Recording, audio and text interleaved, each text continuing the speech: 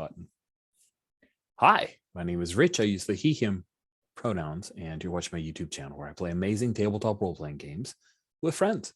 This continues our Rust Hulks game, which is part of Star Wars Saturdays, so named because it's all games set in Star Wars that I run usually on Saturdays for the Gauntlet, which is an online community of fans, aficionados, and fiends for small press, indie, and OSR tabletop role-playing games.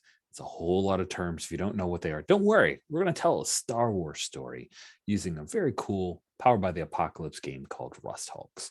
We're the second session in, so we've already created our Rust Hulk, which is the freighter that these folks, this crew, staffs, mans. I mean, do you call it mans in Star Wars? But it's their crew. It's their freighter, and we've got some safety tools that I screwed up and everybody fixed. Thank you, guys. We have lines, we have veils, and we have ask first.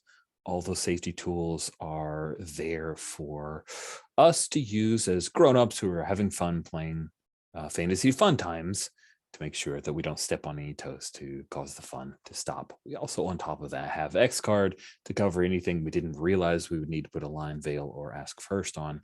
That is a trump card in the good way that will pause play as I check in to make sure I understand what's been X carded. Then we excise it from our play and we continue on. Also, an open door. You guys are grown-ups. If you need to go take care of a real life thing or whatever, go do that thing. If you can give me a heads up, awesome. But if you just got to go, we'll play on without you. Okay? Say okay. All right. Let's reintroduce ourselves to our crew because we're just getting to know them. We're going to start from the left-hand side of the character heap. We're heading towards the right, which means, Alan, you get to go first. If you could introduce yourself, tell us a bit about your character. Hello, my name is Alan. My pronouns are he, him, as are those of DMAC Ovell. I am playing the Envoy playbook, which is the face, I think, crudely put, of the crew. And I also, for my sins, am the captain. Though I'm beginning to think that may be more trouble than it's worth with this lot. And yeah, so last time we had our first altercation with the other character who has a dubious background, who we'll hear from shortly, I'm sure. Indeed. Thank you very much, Alan, aka not captain, sorry, aka our envoy. Let's go next to Cisco. Well, good morning. My name is Francisco. I go by Cisco on the Gauntlet. I use he, him pronouns. Today, I am playing Talon Gendro. Also uses he, him pronouns. He is the pilot of our Rust Hulk, the Huntress. And I think Alan put it perfectly last session. Talon always seems to get into trouble, or trouble always seems to find him. Indeed. Next up is Josh. Introduce yourself. Tell us about your character. Yeah, of course. I'm Josh, he, him, his, and I am playing Tufan Bendo, nickname Bendy. Tufan is the Junker, which is a sort of a scrapper, making their own inventions out of spare parts. And he is an Ithorian, which are the Star Wars creatures with the big, long, bendy neck. Tufan Bendy was born on a herd ship orbiting the home planet of the Ithorian species, but he never liked it very much. He didn't get along. He was more interested in technology than was the usual, and he was sent on an exchange program to corporate space, where he stayed for several years until ending up on this ship with the rest of these people after the takeover of Warlord Zinj. So, yeah. Thanks, Josh. Last but certainly not least is Will. Hi, my name is Will, pronouns he, him. Unlike those of my character Inez, who is she, her, Inez is a Twi'lek former crime lord of 1313 who is on the run here in the fringes of space. Probably has like some stash of creds or spice or something somewhere, but it's too hot right now, and so she's laying low among these, this rust hulk and these other scruffy scrappers in space. And she thought that she had an understanding with Captain DMAC, mutual assured destruction, but DMAC's mouth is a little bit too big. However, just big enough for a blaster. Yeah, there we go. All right. In last session, we created our crew. We created the Regal Huntress, the Space Hulk that all of you are part of. We even added pieces to a cool floor plans, which makes me super excited, maybe irrationally so. And you did your get a job move, Captain, and got a job, an illegal job, ferrying a passenger. Now, the job is to take a woman by the name of Nebula 6 from a spaceport Black Orchard, which is located on a terraformed asteroid near the planet of Felucia, all the way to Arda 2. Now, Arda 2, all of you, I assume those who knew have told the others, Arda 2 is known to be a planet that has rebelled against Zinj's empire, this imperial remnant in our Star Wars setting. And Arda 2 is currently a New Republic stronghold that is also blockaded by the Empire and has a number of Imperials just outside of the planet. So this is a pretty dangerous ferry. Who would want to go to this planet under a blockade?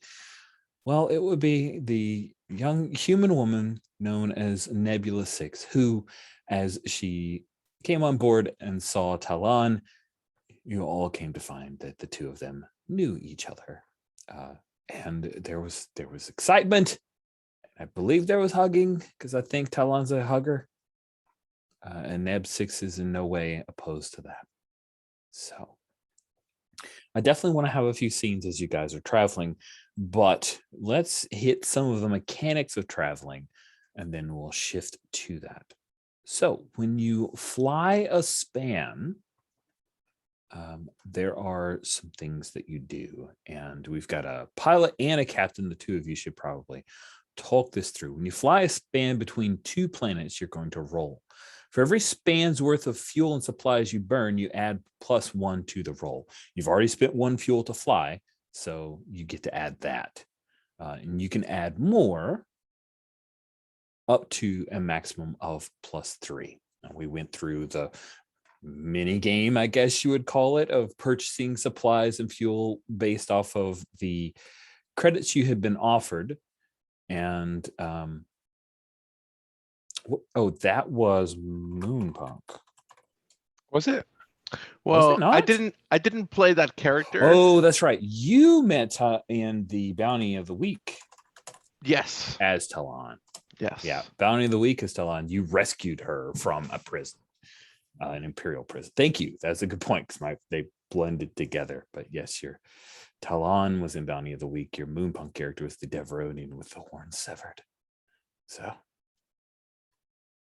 indeed. Oh, it was so wild when I was watching Bad Batch and the guy got one of his horns cut off, and I'm like, oh my gosh, I went through that trauma with Cisco. Who even knew that this would show up on a series? Cool. So you have plenty of fuel. You have 6 fuel. If you remember, this is a 2-span, right? Planet to planet, you got to get back. And you guys have purchased enough fuel so that you didn't have to fuel up on Arda 2, which is smart. You have a couple sets of supplies. So if you spend extra, you're going to need to resupply on Arda 2. How much fuel do you want to spend? It costs 1 credits equal to the largest size of the room of the ship. Your hull armor and engine and bolt holes are all at 2. So it's going to be 2 credits or 2 fuel effectively. So your fuel. I think what we thought we'd done, I think, is to have enough fuel and supplies in hand. Is that not the case? You should have enough fuel and supplies on hand. You can burn more fuel to get a pluses on your fly span. That's the question I'm asking. So just to be clear then, we are about to spend 1 fuel, so we'll add that. Yes. Simply to fly, yeah? And 1 we're fuel, flying 1 2 supply, you'll have that. Well, you have already spent 1 fuel to fly, so add that. Right. So you're spending a fuel and supply just to go. That gives you a +1. So your default 2d6 +1. And this will be Cisco's roll since he's playing I'm not getting it. For every span's worth of fuel and supplies you burn, add 1 to the roll. You have already spent 1 fuel to fly. So that's 1 fuel that we knock off. Yeah, so we add that in. Yeah. Then a 2nd fuel for the 2nd span. I think you have to do it per span, Yeah. right? Yeah. So like, I think each so there's roll 2 is only rolls to get 2 there. rolls Okay. to get there. Yeah. Yeah. So it's 1 roll to get there and then 1 roll to get back. Yeah. Right. 1 roll to get there, 1 roll to get back. Oh, okay. So, I we're see. doing. So Is it 2 spans away or 1 span away? That's a great question. I think that might be what's messing things up. So if I look at the map, I see Felucia and I see Arda. And while it isn't on a trade route, which would make things super easy, it doesn't look like it's that far. So are we cool with it being just 1 span? Like you're going from Felucia to Arda, that's 1 span. So you're going 1 roll there, 1 roll back. Oh, I see. Okay. The reason I check in is that I think that some of the fuel purchases may have been based off of the original. you always need fuel, right? Yeah, it's not going to go bad. Okay. So for every span's worth of fuel or supplies you burn, so we burn 1 fuel and 1 span. 1 Yes. supply, yeah? To get Yeah, for every +2. span, you're going to burn a fuel, burn a supply, and roll fly a span. And for every span's worth of fuel and supplies, so that together gets us +1. Yes. Yeah. Semicolon, you have already spent 1 fuel to fly, so add that. That's me trying to do the thing you just said. I was trying to put that in the move. I just added that to the move because I was afraid I would be confused trying to explain it. Okay. So that's not officially in the move. Rich added words to try to make it clear and maybe did the opposite. Okay. So if we mark off 2 fuel and 1, we have to do 2 fuel and 2 supply to get +2. Yes, that is what I am reading. In the fly a span move, it says for every span's worth of fuel and supplies you burn, add +1 to the roll. Then I think we're over-fueled and undersupplied. Yes, but we have enough. We are definitely, because I think we were all reading that as a fuel rather than supplies. Are supplies and fuel interchangeable, Rich, in terms of credit cost? Yes, if you guys want to swap some out as we're doing our take very first roll, that's perfectly fine with me. Why don't we just go to 0 credits and add 2 supply more? Sure thing. Yeah. Okay.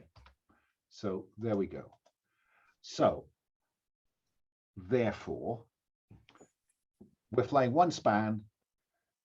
Would you cross off 1 supply and 1 fuel, Rich? That's +1. And then cross off another fuel and another supply to get +2.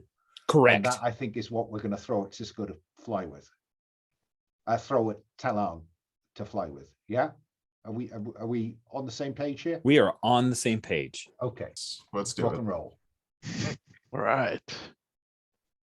Let's roll a thing. It gets easier, friends. So I'm rolling, we said +1. 2d6 +2. +2, okay. All right, let's do Because this. you guys spent a little extra. Okay.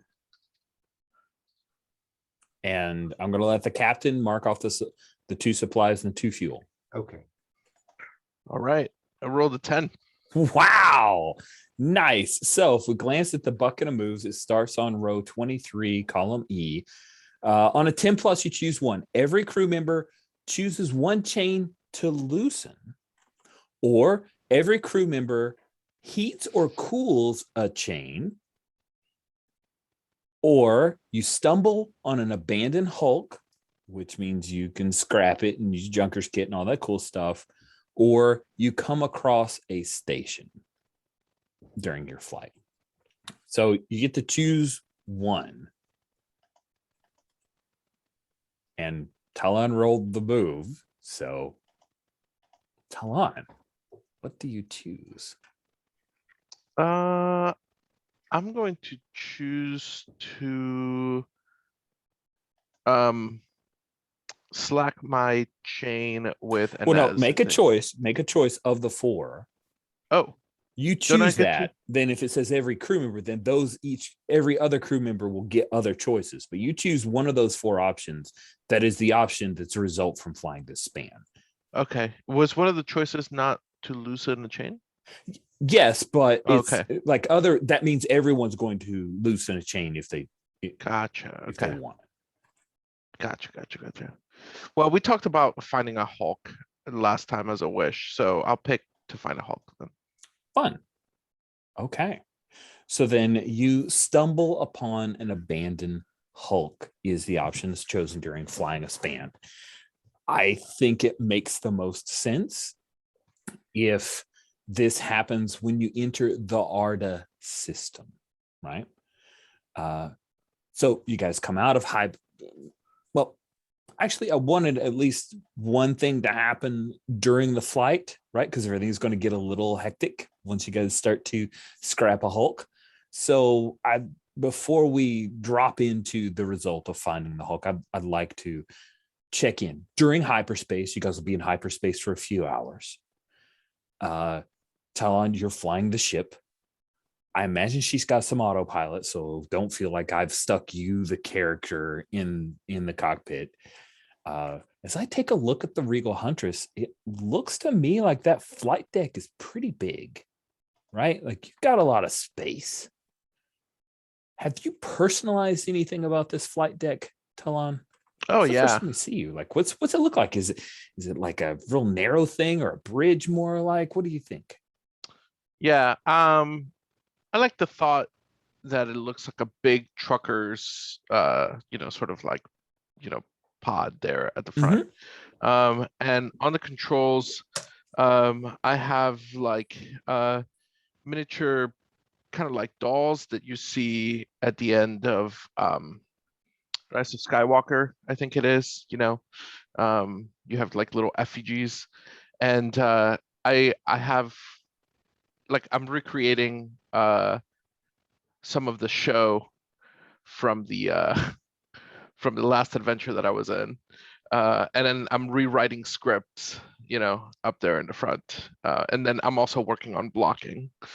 So, are you acting? Do we see like a montage of you acting out particular bits of blocking with some kind of mocked up bit of costume to help mentally differentiate the characters? Is that what we see? oh, most definitely. We get a sharp look at like two of them coming up, and it's like a scene I'm acting out of romance.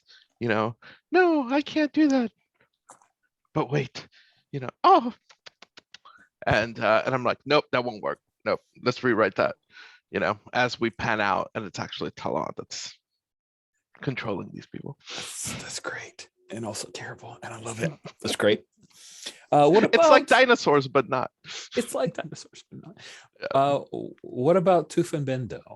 Where do we see you in our little scan over the ship? What are you up to, Bendo? Yeah, I think that it's an excellent question. I think that Bendo is in the engine room. We see the engine of the Regal Huntress, which is a big spinning core, right? That makes this like not promising sounding grinding as it sort of spins along this like ball bearing track. And Bendo is just very entranced by it, right? He's sort of staring at it like it's like a music visualizer, right? To the sounds of the ship. And I think that's, you know, every time it sort of like sparks on the rail, his expression shifts a little bit, you know, into a little bit of a focus, you know, because that is something that he will have to fix to optimize the engine's movement when we're docked at a place. Nice. Nice. Cool. You weren't looking to engage a move, right? No, Just double checking. not Awesome. not that I know of. Not sure. I don't think so either. Just want to double check. I didn't want to miss it. Okay. What about Inez? Where do you spend your time? You got all these bolt holes and you're a runner. What do you do on the ship? I think on the ship, Inez does whatever Inez wants to do, mainly, right? But she does get her hands dirty. She's used to that. So she runs like the odd jobs for people or whatever. But I think at this particular point, she's probably trying to find DMAC for a conversation at some point about our new understanding. Because I thought we had one, but clearly. Where would Nez find DMAC? Where he least suspects it. No, I'll be on the shuttle entertaining the passenger. Nice, because she is interested in that. You are a very, very handsome. You're a handsome man, and so if you're on the shuttle entertaining her, I mean, does Inez find you indisposed? Because Neb would be more than interested in. Oh no, Sharzy. No, I want to know. I want to engage a move with Neb. I want to know what's going on. So I think there's the door, the connector between the shuttle and the ship says locked or occupied or whatever. Thank God you guys don't have comm units or loudspeakers to. Indeed, so I mean that's the thing about Star Wars. You have to rush around the ship, don't you? You have to go Right, from exactly. A to B to say to someone. But yeah, I am interested in finding out why she's going to somewhere which doesn't seem that appetizing. Yeah, I think the two of you have a couple drinks, and Neb pulls out this like little metal box and opens it up. It's like, it got little swing hinges, things. She kind of takes a pinch out and like huffs just a little bit, offers it to you. It's some kind of like spice, like it's not glitter sim. It's just like a more like run of the mill type of spice. I'm a sociable individual. It's She's good. some It's of my pleasurable. booze. I'll take some of her space snuff. Exactly. Spice. Yeah, she you get that there's this cool kind of everything surrounded in a nice halo. Your head's just a little lighter, and Neb says, when I was on Woth, I thought we could fight the power with words, and they didn't care. And then I tried to fight the power with my friends, and I got arrested. And they threw me away in this penal colony. It was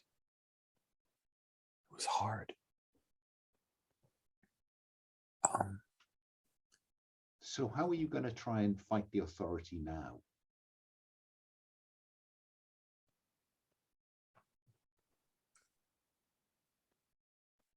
I think people give in to Zinj and the Empire because they don't know how good it could be. There are New Republic people on Arda too, and I want to tell their story about what they're fighting for. And if they could train me to actually use a blaster, that's probably not a bad idea either, turns out. I'd like to get a read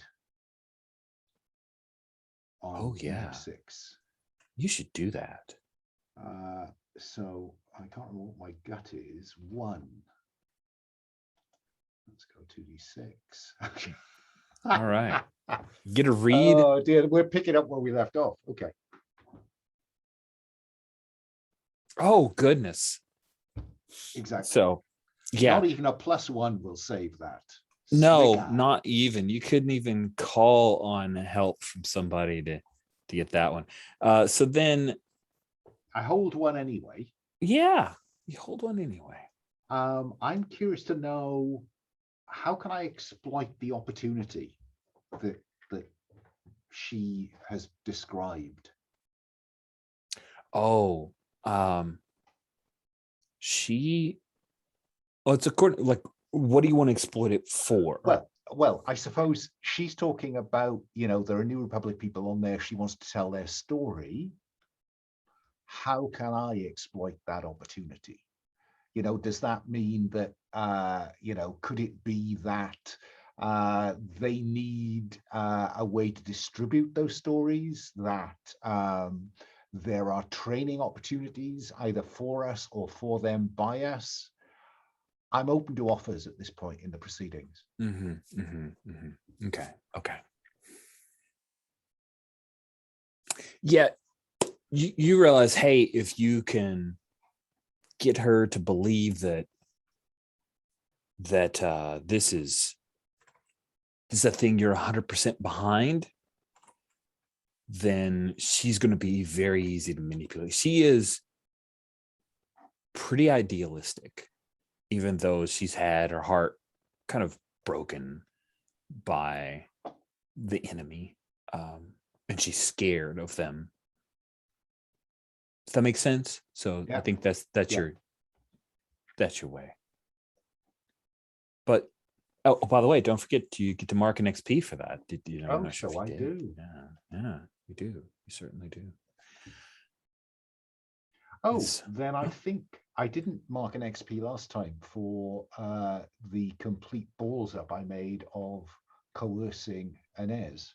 Well, you should have gotten an XP for that. Okay. Goodness. Would you get XP for being helped? Because it did get bumped up to a success by a help call for aid move. Yeah, there you go. It has to end up being a miss. Oh, okay. Yeah, that's a table conversation we can have at the end of the session, because I've had conversations of both ways of, like, if you rolled the miss and had to use resources for it, should you get the XP or not? But it sounds from the way that Rustholtz is written, if you have a miss, if you suffer a miss, you get an XP. But it does technically say when you roll a miss. It doesn't. It's confusing. We're going with XP on a miss. We'll go with Monster of the Week rules, right? Like, you have to actually suffer the miss for it to give you XP. Exactly. That's what we're going to go with for now. But we can always talk about it for later. So I've got a move here, and I think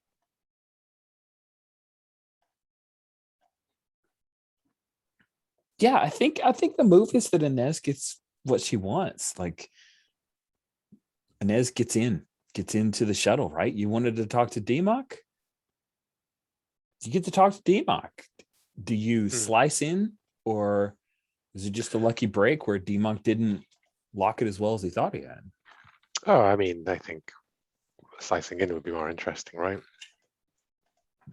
Yeah. So, and as you slice your way in, DMOC and Neb are a little high, a little tipsy, and chatting intimately. I just come in the lounge and put one arm around DMAC as I sit on the couch, and I go, breaking out the good stuff for our esteemed guest, I see, DMAC. Which I now put away. Mm-hmm. Ostentatiously. And I think probably I'm sat on the couch next to her. Well, I'm then leaning around you, and I sit across on the opposite chair on the other side. And I say, You're heading to Arda too, yes? I hear there is some rebel business, imperial entanglements there, Nebula. That's what the blockade is all about, yes? I'm speaking to Nebula at this point, just because we've ended up in a conversation with three of us rather than... Yeah. She looks. Is there a problem? No, no problems. It is all just making sure we all know. I have friends in the rebellion too, you know? You do? Oh yes, close friends. In fact, they are still fighting the good fight down on 1313 of Coruscant. That's so far away. I know, so very far away, but you know, the people such as Dimak and I can be very useful to the rebellion. We just need to come to some sort of arrangement, trust. And he says this pointedly looking at Dimak.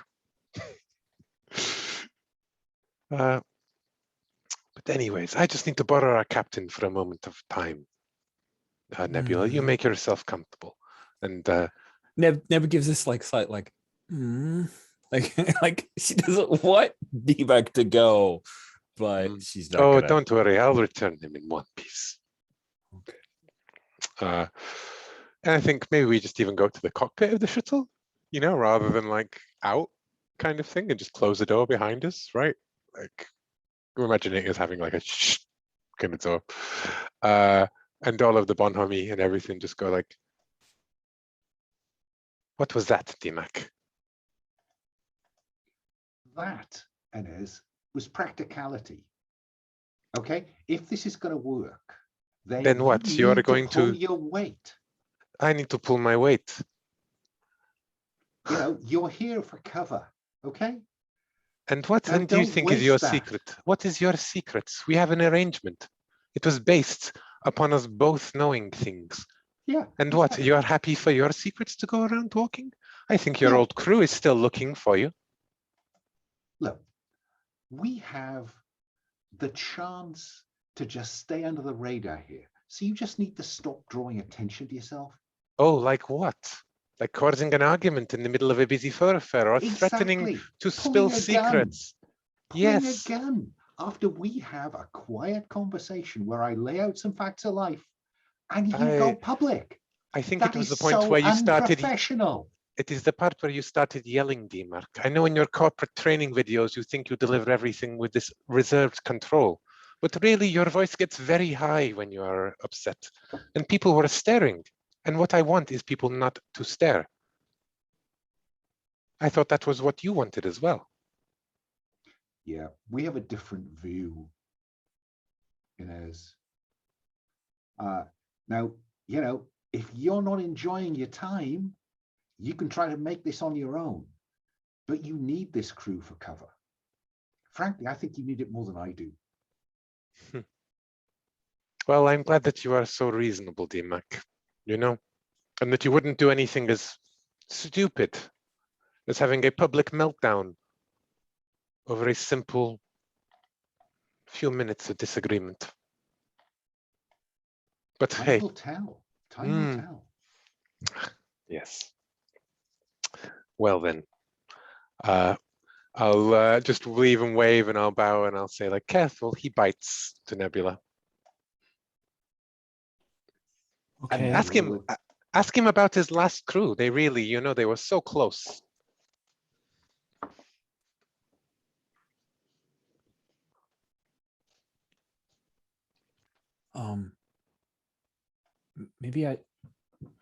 Captain, maybe I should go. Oh, no, you stay, Nebula. It is let Yeah, come on, Dimak Nebula. enjoy I'll it. give you a tour of the ship. Okay. Deb will take the offered tour of the ship.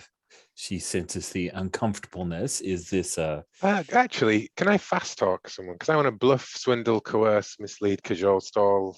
I think I'm trying to coerce, really, ultimately, right? And I'm trying to make it clear that this is, we do need to get along. And the way to get along is to use your words rather than to throw threats around, Dimak. Ooh, harsh. I mean, true. Uh, Okay. And I've noticed that I always forget that you can actually use moves on other PCs in some games, you know? So, Yeah. and that's, what's the move? The move is fast Fast talk. talk. Yes, so it's plus face, which I have a +1 in fast talk, DMAC. That's a 9. On a 7 to 9, choose 1. Yep. Carrot or the stick.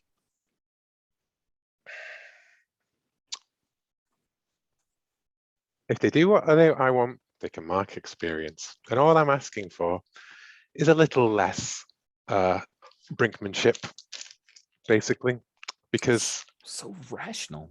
it's like speaking to Jaldar Ko all over again.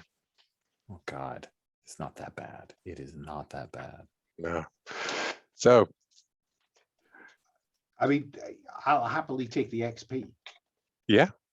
Okay, so we come to a friendlier arrangement than we arrived at previously, right? Okay. Nice. Who even saw that? I think we come out smiling and holding, and like camaraderie as we come through the door, and like, hey, you're in good hands with this guy. I swear, he is going to show you so many things. Just enjoy. Yeah, I think you need to be careful going too over there because we are still taught to. Oh yes, well, oh, I'm lying still. Yeah. Cool. And I think like as that conversation starts to come to an end is when you come out of hyperspace in the ARTA system.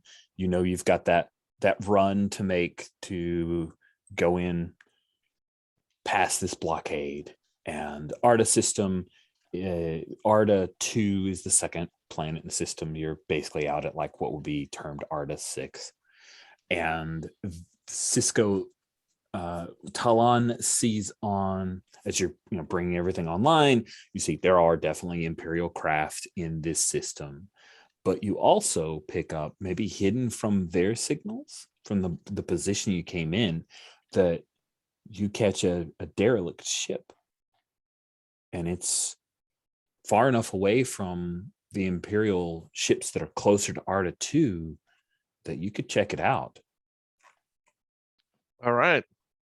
We're gonna run some scans on this ship. Nice. Run some scans. That sounds awesome. So looks like you want to analyze something for information. I think that I'm going to call Bendy over and say, Bendy, I think we might have something interesting here on scanners. Why don't you come up front? Tell me what you think.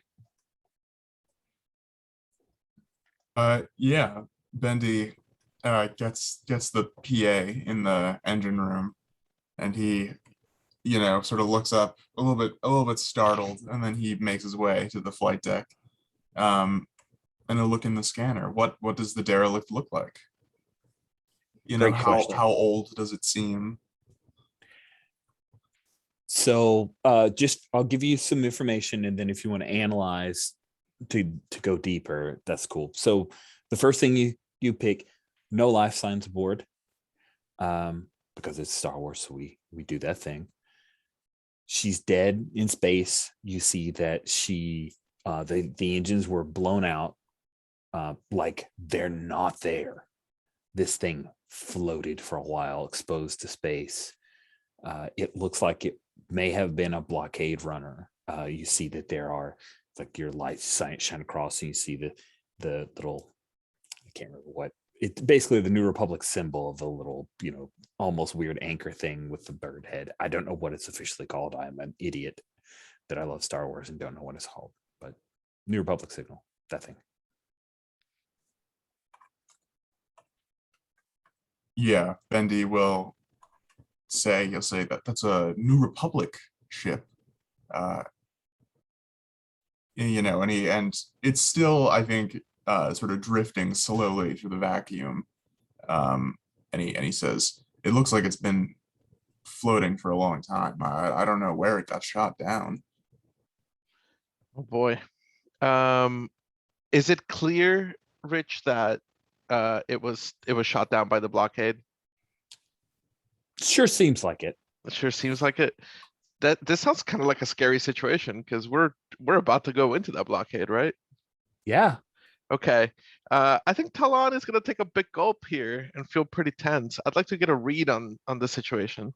I think that certainly feels like a thing you'd want to get a read on. All right. Let's Roll plus gut. I got an 8. Okay, on on a 7 to 9, you get to hold 1. Throughout this moment, you can spend your hold 1 for 1 to ask the MC some questions, which I will answer truthfully. But perhaps not completely. I will hold my point for now, and I'll turn to Bendy and say I've got a bad feeling about this. I get an XP every time I quote Star Wars, right? Isn't that how they work? That's generally how I play it. Yeah. Mate, like it's gonna be a race then, isn't it? Yeah, right. We're Yeah. gonna get to level 27 super quick. I want to, like, all PBTA games like have this meta layer of ways to get XP. One of them being I've got a bad feeling. The first person to say I've got a bad feeling about this gets an XP. I should do that. I should do that someday. I have not yet though. So Annette, you had a thing? I'm wondering if it would be better to see how we get through this, but I think it would be very sensible to put our fugitive cargo in our bolt hole, perhaps, and there is a whole move for it.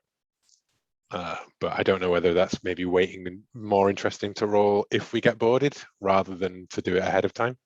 Yeah, cool. I just didn't want That's up to Yeah, the captain. yeah, there Thanks for ought to be highlighting a it. panicked rush to the bolt hole. Yeah.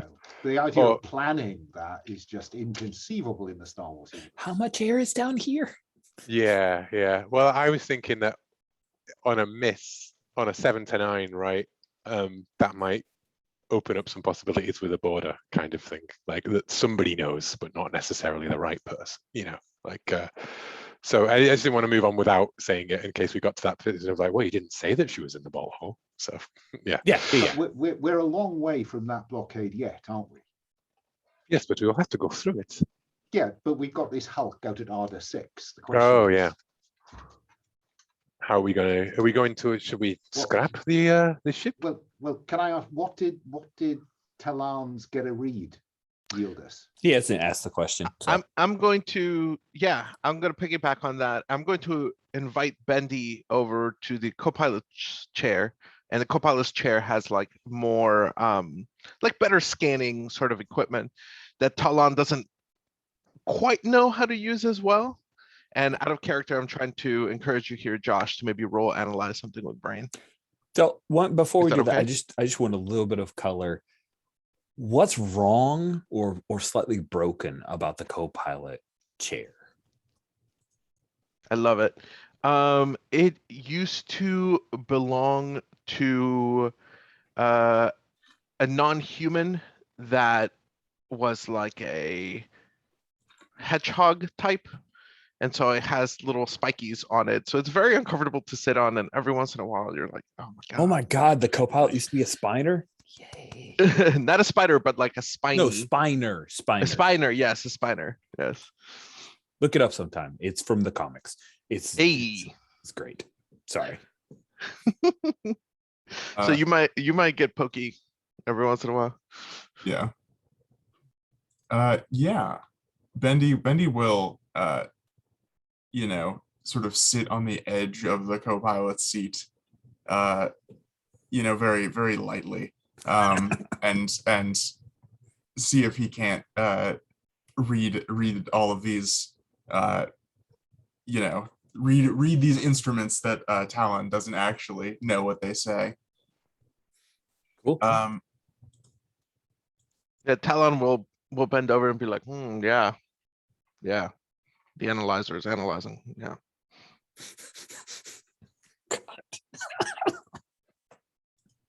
So yeah, if you were looking to try to analyze something, feel free to roll with brain.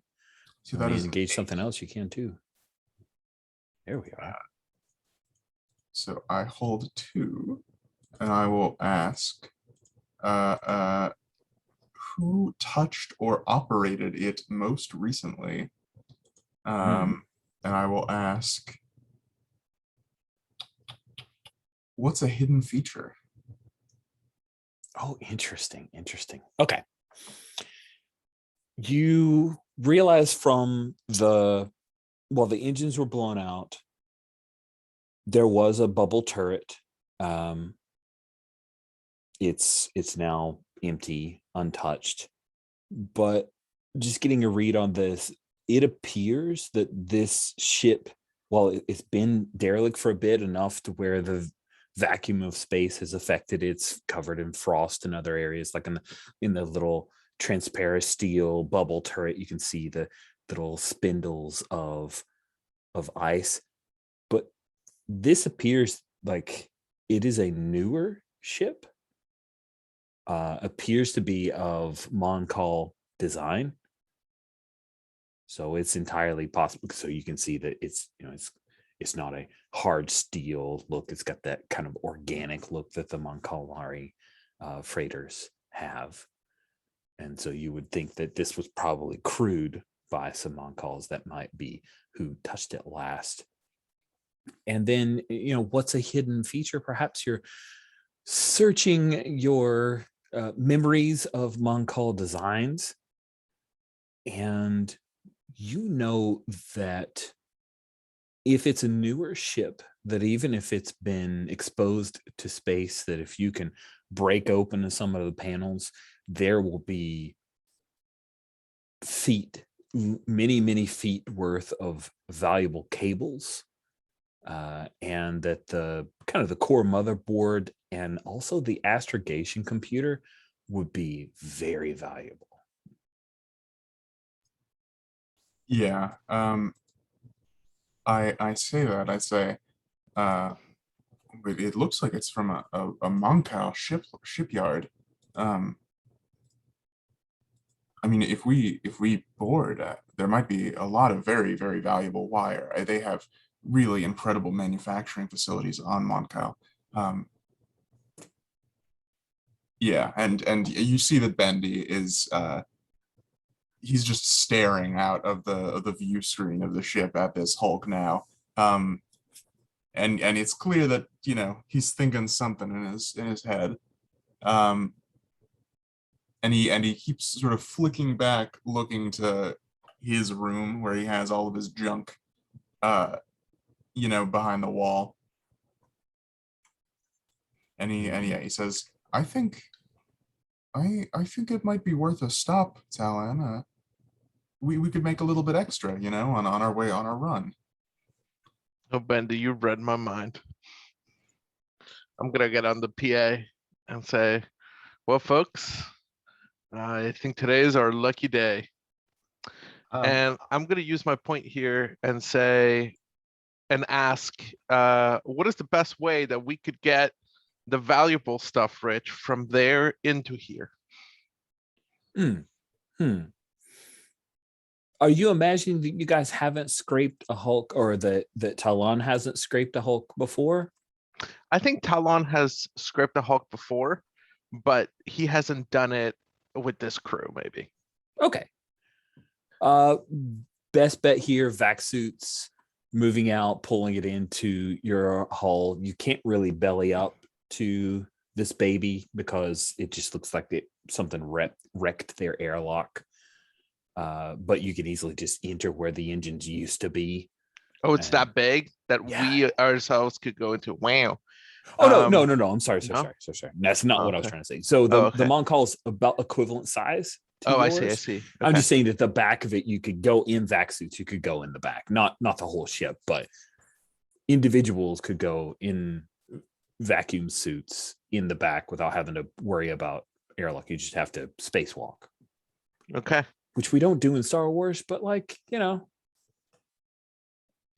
mean, I think there's something somewhere where somebody has been in the spacesuit and gone only in novels, I'm sure. Yeah. And I think maybe the Clone Wars cartoon. But that's true. Yeah. But yeah, I think even though he probably has to stay in the ship, I think we're gonna get a shot of Talon, like with a welder's mask and then a torch going like, I hope you're ready, Bendy. Let's go. Fun. Yeah, Bendy is in a very confusing looking vac suit. It's like It oddly shaped. it's very oddly shaped. It is not shaped like him, because I think Ithorian vac suits are rare in this part of space. That totally that checks. Yeah, I'm into So that. it's for like a much bigger creature than him, and he's just sort of like swimming in it almost. I think it belonged to the Spiner before. I'm like, hey, pokey suit fits you pretty good. Yeah. That's such a lie. So Tufambido is going to be going out in the old Spiner's suit. Inez, Dimok, are either of you interested in trying to help scrape this Hulk, or is you just letting your... Not in the least. Yeah, probably smart. Inez? I think maybe that what's your gut? My gut is 1 as well. Well, I think that one of us needs to be. I'm happy to go over. I was kind of imagining Inez maybe as one of us as like the crew member on the ship, you know, like kind of like standing back and like getting stuff and moving it on, because you guys are better at the scrapping, right? But one of us has to be like the backup pilot as well, right? So is that DMAC? Well, the captain never goes on away missions. Wait, That's not what Star Trek taught me. I was gonna say this isn't Starfleet, boy. Yeah. I like that. That is a good axiom to have. So yeah, I'm on the Regal's side of things, I think. Okay. So do we all have like vac suits? Sure. Okay. Talon, like we had also said that we had like matching jackets, I think. Talon is gonna find his and really hope that everyone wears theirs, but they probably won't. Inez is wearing hers. Doesn't want to get it dirty. Anything else dirty?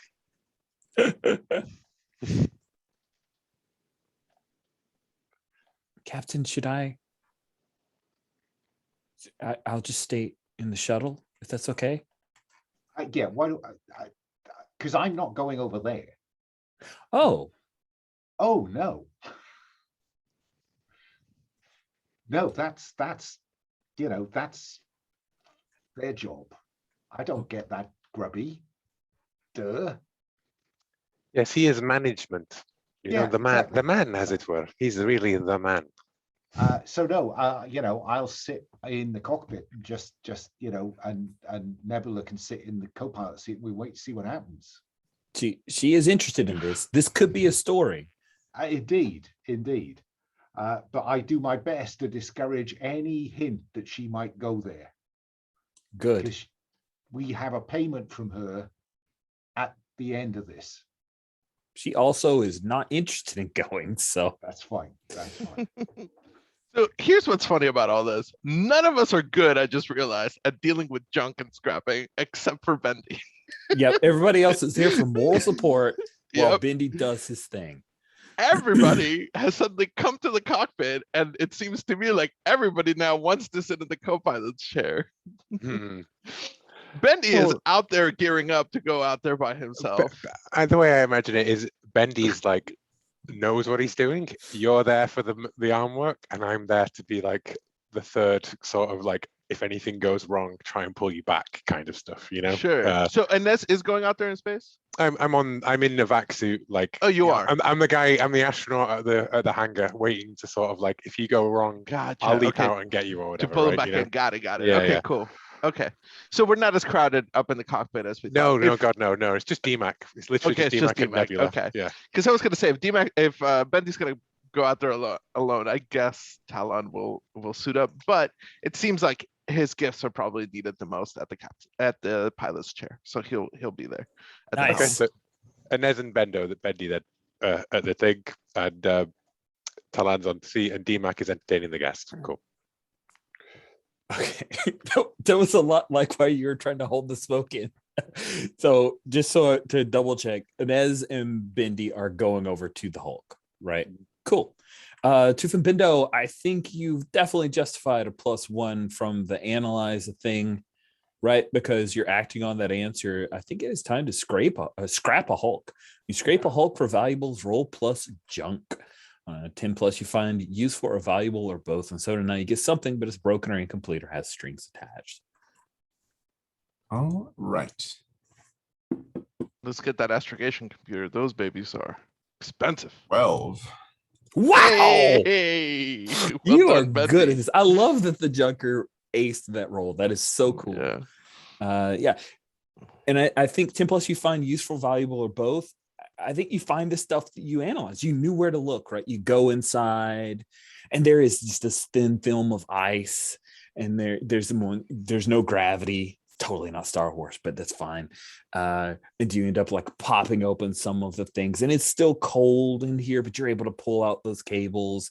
And yeah, Talon and you work together because in the front console in the pilot's area is like a single pilot cockpit setup, but there is definitely a powered down, but a real nice top of the line astrogation computer. So yeah, you're gonna have to retrofit her to get into your Rust Hulk. It may take a little bit of work to do that. I mean, you could.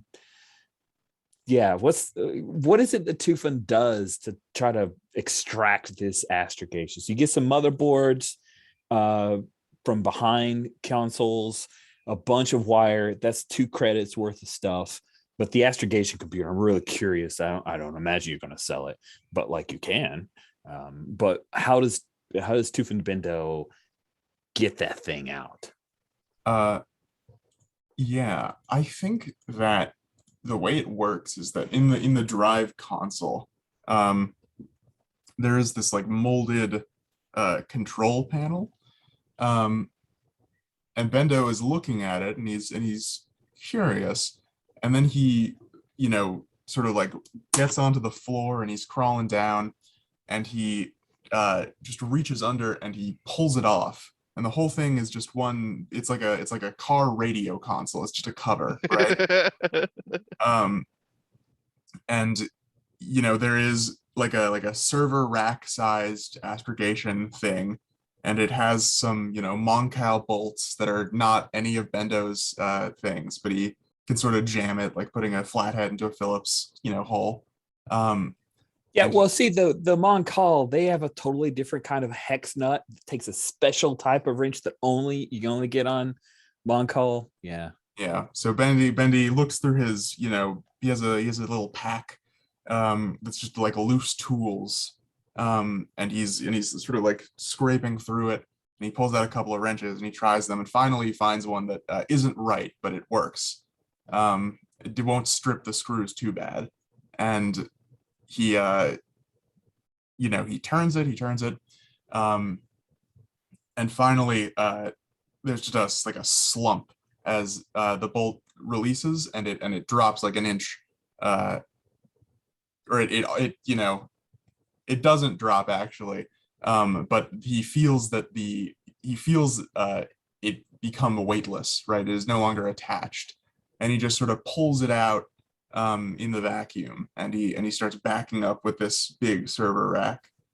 Yeah, and I imagine it's like the size of a dishwasher kind of thing, right?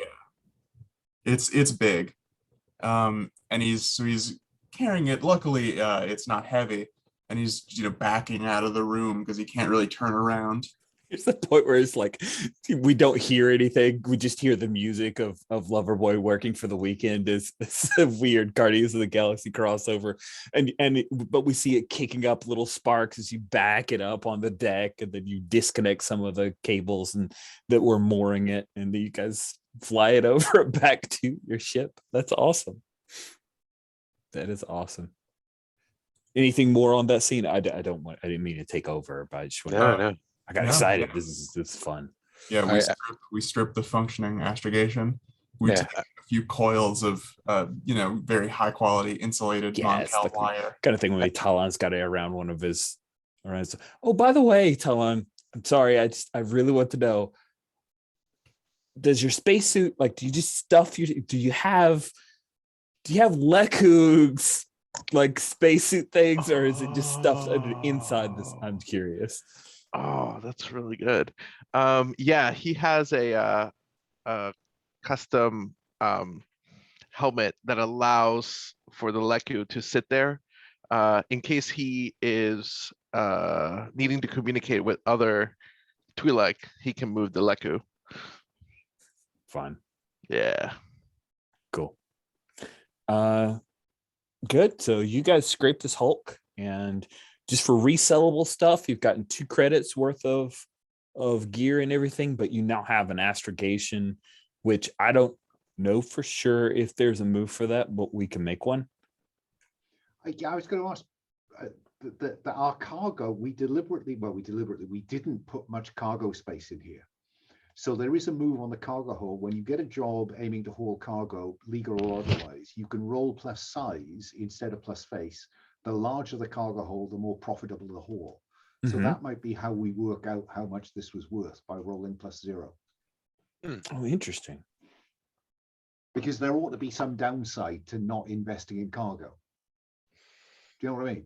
Yeah, I know what you mean entirely. I've just been trying to work out like where's the sort of like cargo carry, you know what I mean? Like when you scrap stuff, what is it that you get out of it really at the end of the day? So that would be a neat way of abstracting. We got cargo size 0 stuff.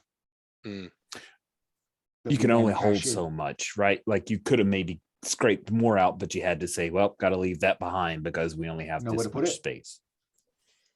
Okay. Then let's roll.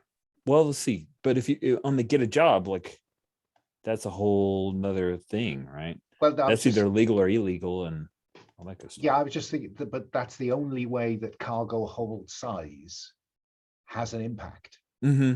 Right, is in getting hauling cargo. And if we were in the business of scrapping large volumes of stuff, we should have invested our choices in that. Okay. And we didn't. So we ought to live with that somehow. I know what you mean. Yeah, I know what you mean too. Cool. So if you had a larger cargo hold, maybe you could have hauled out more. Yeah. Okay. Cool. Are we cool then with the idea of the hull that I had thrown out, or do you feel like we should reduce it? I feel like we just said it was a computer rather than a lot. We didn't say we were stripping the engines and the guns and the pulling out the everything of it. We just took a component at the end of the day, right? Like right. And we think it's the most valuable. And when we come to sell it on, we'll find out as we try to convert it into cargo, into creds. Yeah, there is a thing about acquiring scrap, right? Like you spend scrap to do repairs and stuff. Yeah, I think the junkers. I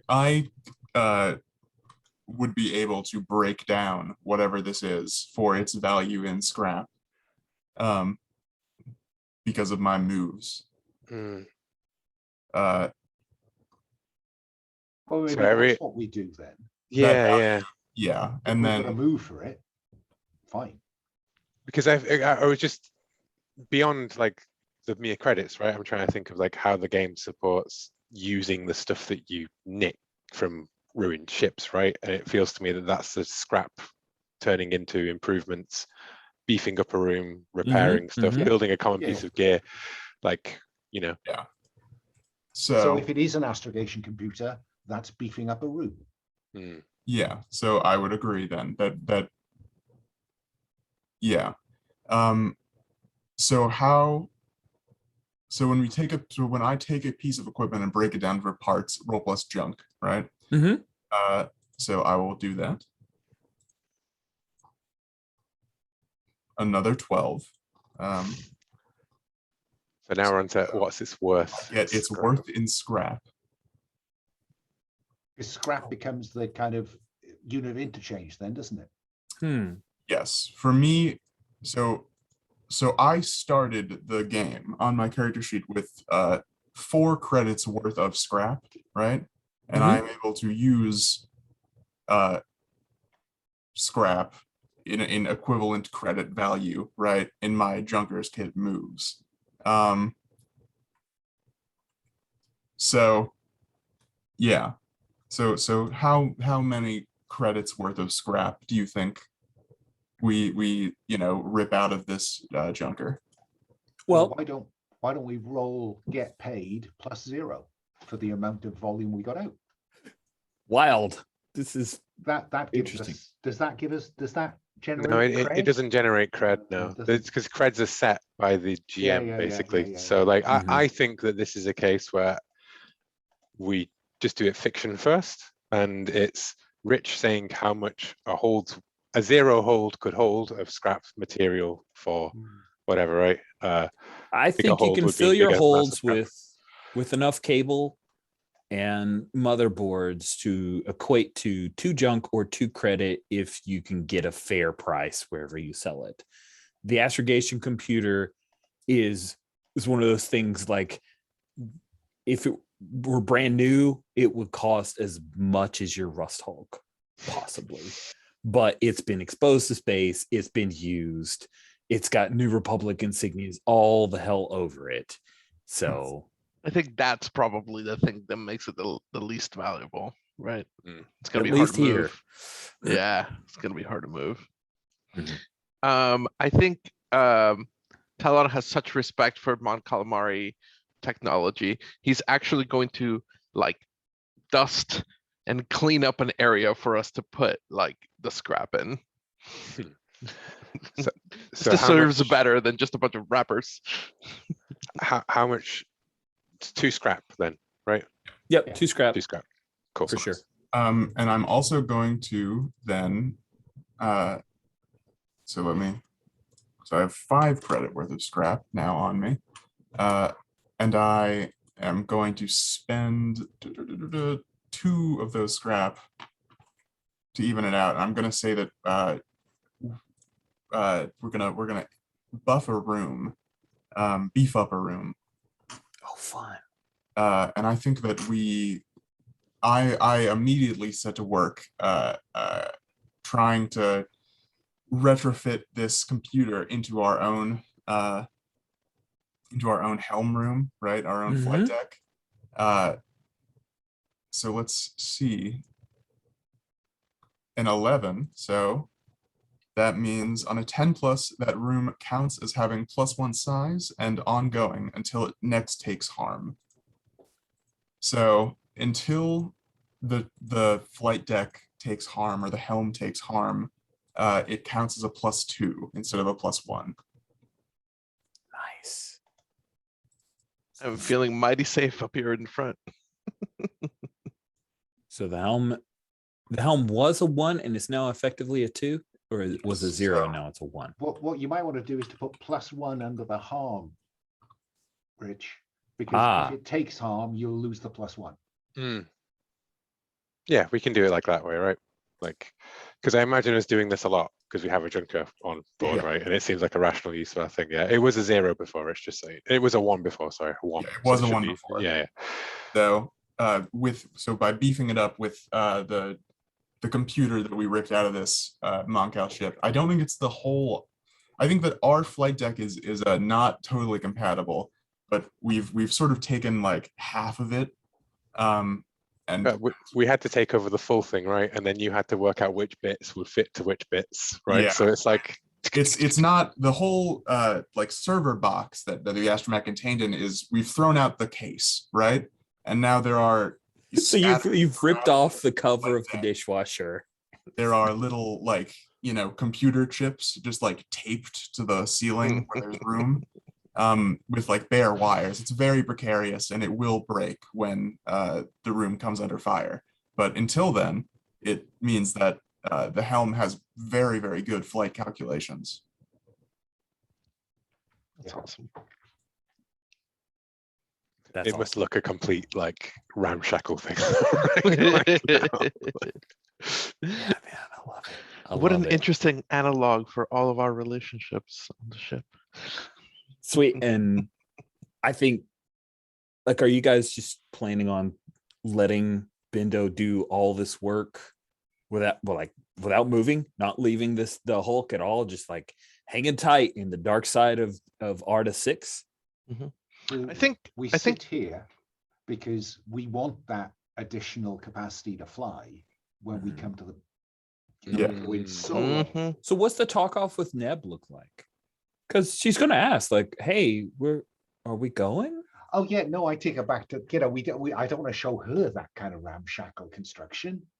That would be embarrassing. No, I take her back to the shuttle and say, yeah, we need to just wait for the planets to align because there's a blockade, so we're going to wait until there's a line of least resistance to the blockade. So we're just picking our moment. Okay. And DMAC, you she says, sweet okay, talker. okay, then Do you want me to see how that goes? yeah. Because I'm rolling so well in this game, my fast You talk want could not fail, could it? You want more XP. You're hungry for XP, and I love that. I've got a bad feeling about your dice. So okay, 2d6, and I'll add 2 to it. Fast talker, bluff, swindle, Oh, mislead. will you look at that! Finally, a 10. A 10. Okay. So on a 10, they buy it, whatever it is you're selling them on. Let me tell you that her plan was like, I'm gonna go talk to Talon because he's much worse at lying. But DMOC, you ace that fast talk, and she says, well, I didn't put a time crunch on this, so whatever's safest, that makes sense.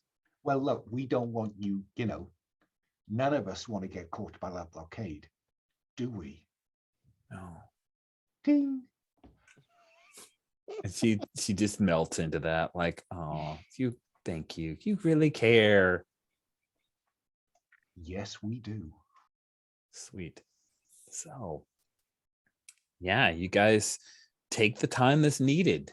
You do not get a fussy customer saying, I didn't pay you guys to take. So she's on board with, yeah, if this takes a little bit longer, that's what it takes. And you hook up your brand new astrogation unit and Talon, as the lights come on, flick, flick, flick, flick, flick, flick, and you can see that some new lights come on in your helm. And great. then I think if it's wait, what? Where am I?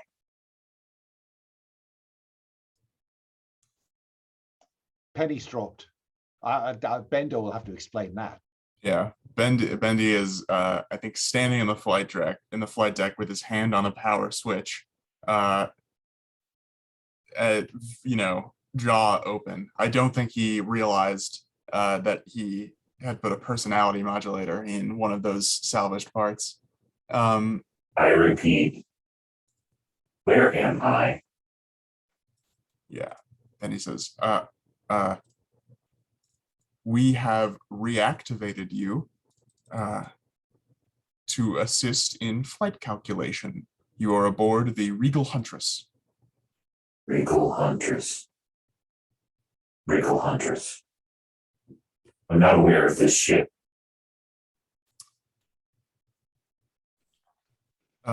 We came here to rescue you. Yes, your ship was damaged. We claim you as legitimate salvage, and we are putting you back into operation to fulfill your programming. And Bendy gives a little smile. Query, is the Regal Huntress of Imperial designation? No. Of course not. Understood.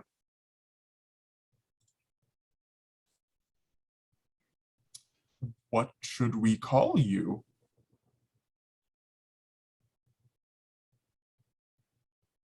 My designation is P14A. Excellent. Well, P14A, I look forward to working with you. And Bendy looks at Talon and he says, Talon, P14A. Foray. How's it going?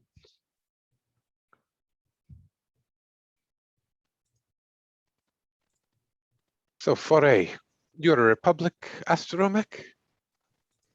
I am. Well, perfect. We are about to run some Imperial blockades. You must have some good programming to deal with such things, yes? You scraped me from a derelict ship that failed to do so. I would not be quite as confident. Well, you didn't have this guy. And I point like wearily over at Talon. What is your species, Talon? Repeat the question, Rich. What is your species? Oh, I'm a Twi'lek, like a nose. Are you a playwright? Why, yeah. Well, some would call me that, but yes, I've written a couple plays. Have you heard of me? I have heard of the Twi'lek Talon. Oh, So, well. yes. Well, that's very flattering, Foray. I'm glad you've heard of me. Good things, I hope. I have heard of you. Okay, well, we'll leave it at that. So, tell me what action you've seen, Foray. What happened to your ship? My ship was a supply ship sent by the Mon Calamari conglomerate to resupply Arda 2. We were successfully able to resupply, but once aware of our presence, the Imperial blockade attacked when we left the planet. All of my crew were lost. I'm sorry to hear that, Foray. Anything useful that you can give us from your previous trip so that doesn't happen again?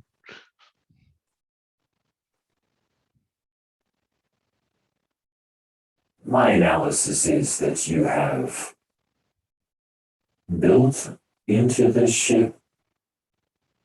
My recommendation, based off of the weapons or lack thereof, is that you do not attempt to fight the Imperials. Well, Foray, aren't you just very smart? Anything else that you can tell us to avoid and get through this blockade based on your previous experience?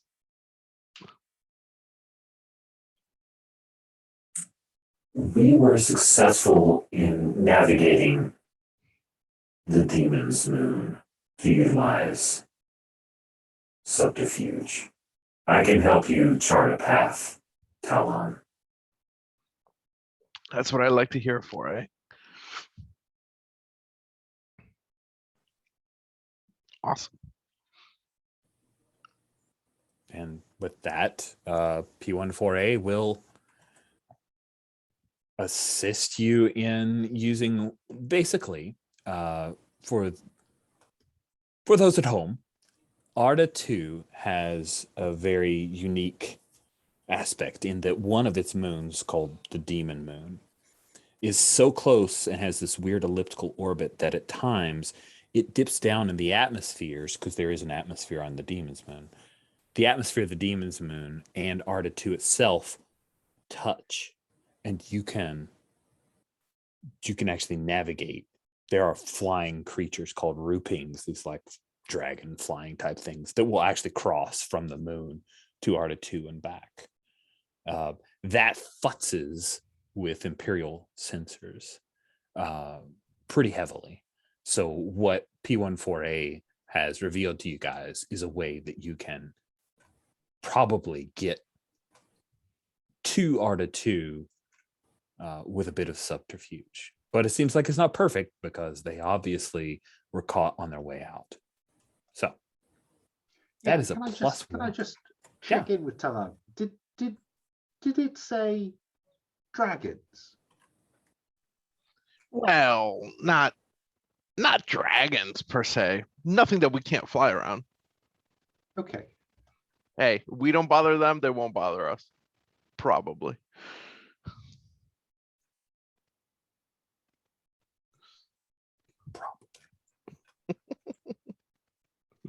I mean, P14 would not have mentioned that the groupings have riders, but they do. So, Would now be a good time for a bio break? yeah, that is a great question. I totally lost track of time. Thank you for asking that. Okay, we're back. Yeah, so you guys work to free P14A install. Huh. Okay, that was a delayed clicking back into the thing. That's no problem. You guys had your quick conversation with P14A, who gave you the recommendation for using the Demon Moon to futz with Imperial sensors to try to break this blockade, and the ardent wish of P14A not to fight the Imperials, as if that were a threat for you guys to do. I think maybe this is a point where we need to figure out if you are able to get past. And now you've got this getaway driver move that we probably should have had you roll gut for there, Talon. Yes. You want to do that now? Let's do it. This is a special jockey move that you have. It's pretty cool. Oh yeah. Gives you the be where you need to be kind of deal. Yeah. 11. Okay. So that means you hold 2. At any point during the job while you're on the ship, you can spend your hold 1 for 1 to have the ship be where it needs to be, ready to go. So you can obviate a sneaking around move by being the great getaway driver and just get onto the surface of Arda 2 if you want, or you can save it till later. You have 2 hold.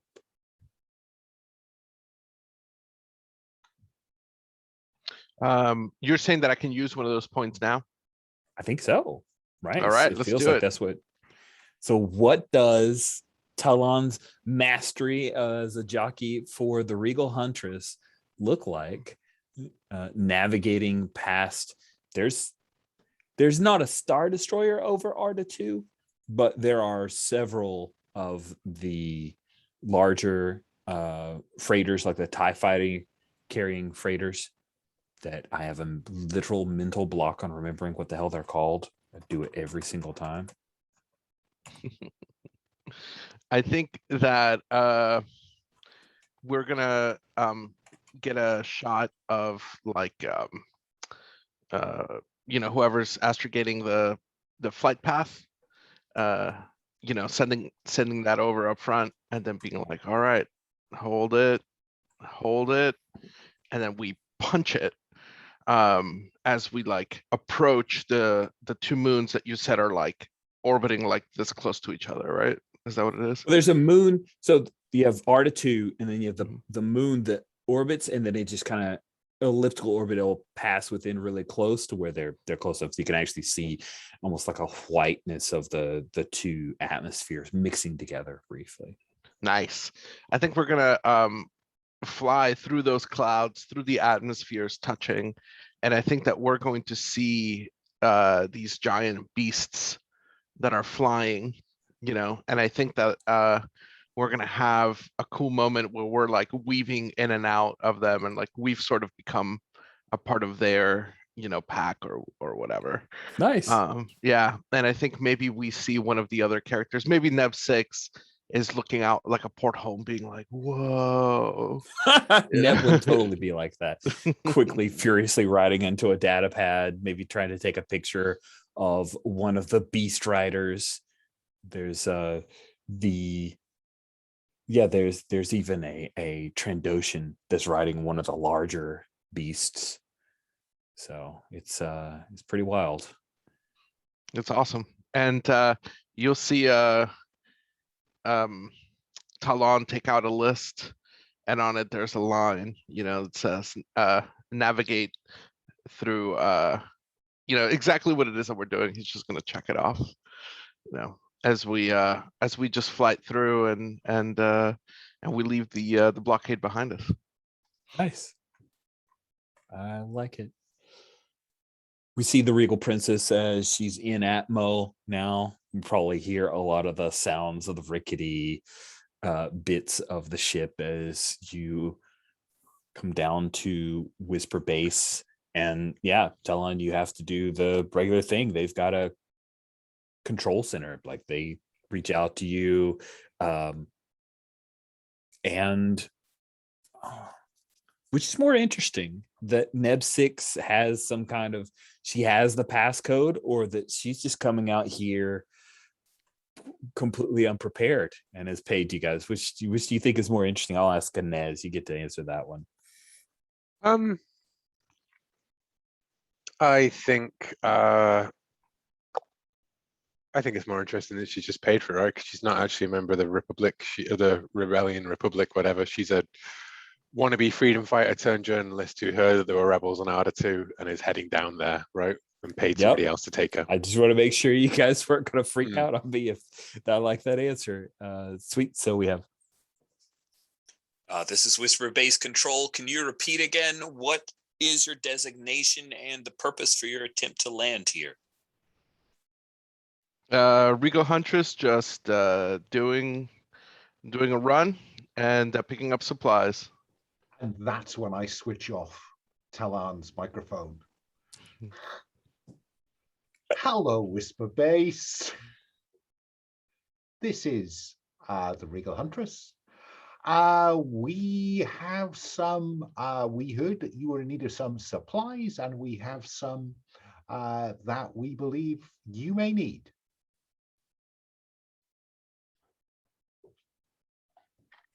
Yeah, I think. Are you trying to fast talk your way into landing? If that's what it takes. I think so. I'll give you a +1 because they are interested in supplies, but also you could be an Imperial plant, so that's why there's still some risk. Absolutely. So +2 for face, +1 for that bonus. At last, a natural 10+. What? How delightful. On a 10+, they'll buy it, whatever it is you're selling them on. You hear. Oh, thank the Force. Yes, you're clear for landing. Please follow to this nav point. And then hand over microphone and shout, Bendo, make whatever shit you got off that Hulk look like it's useful.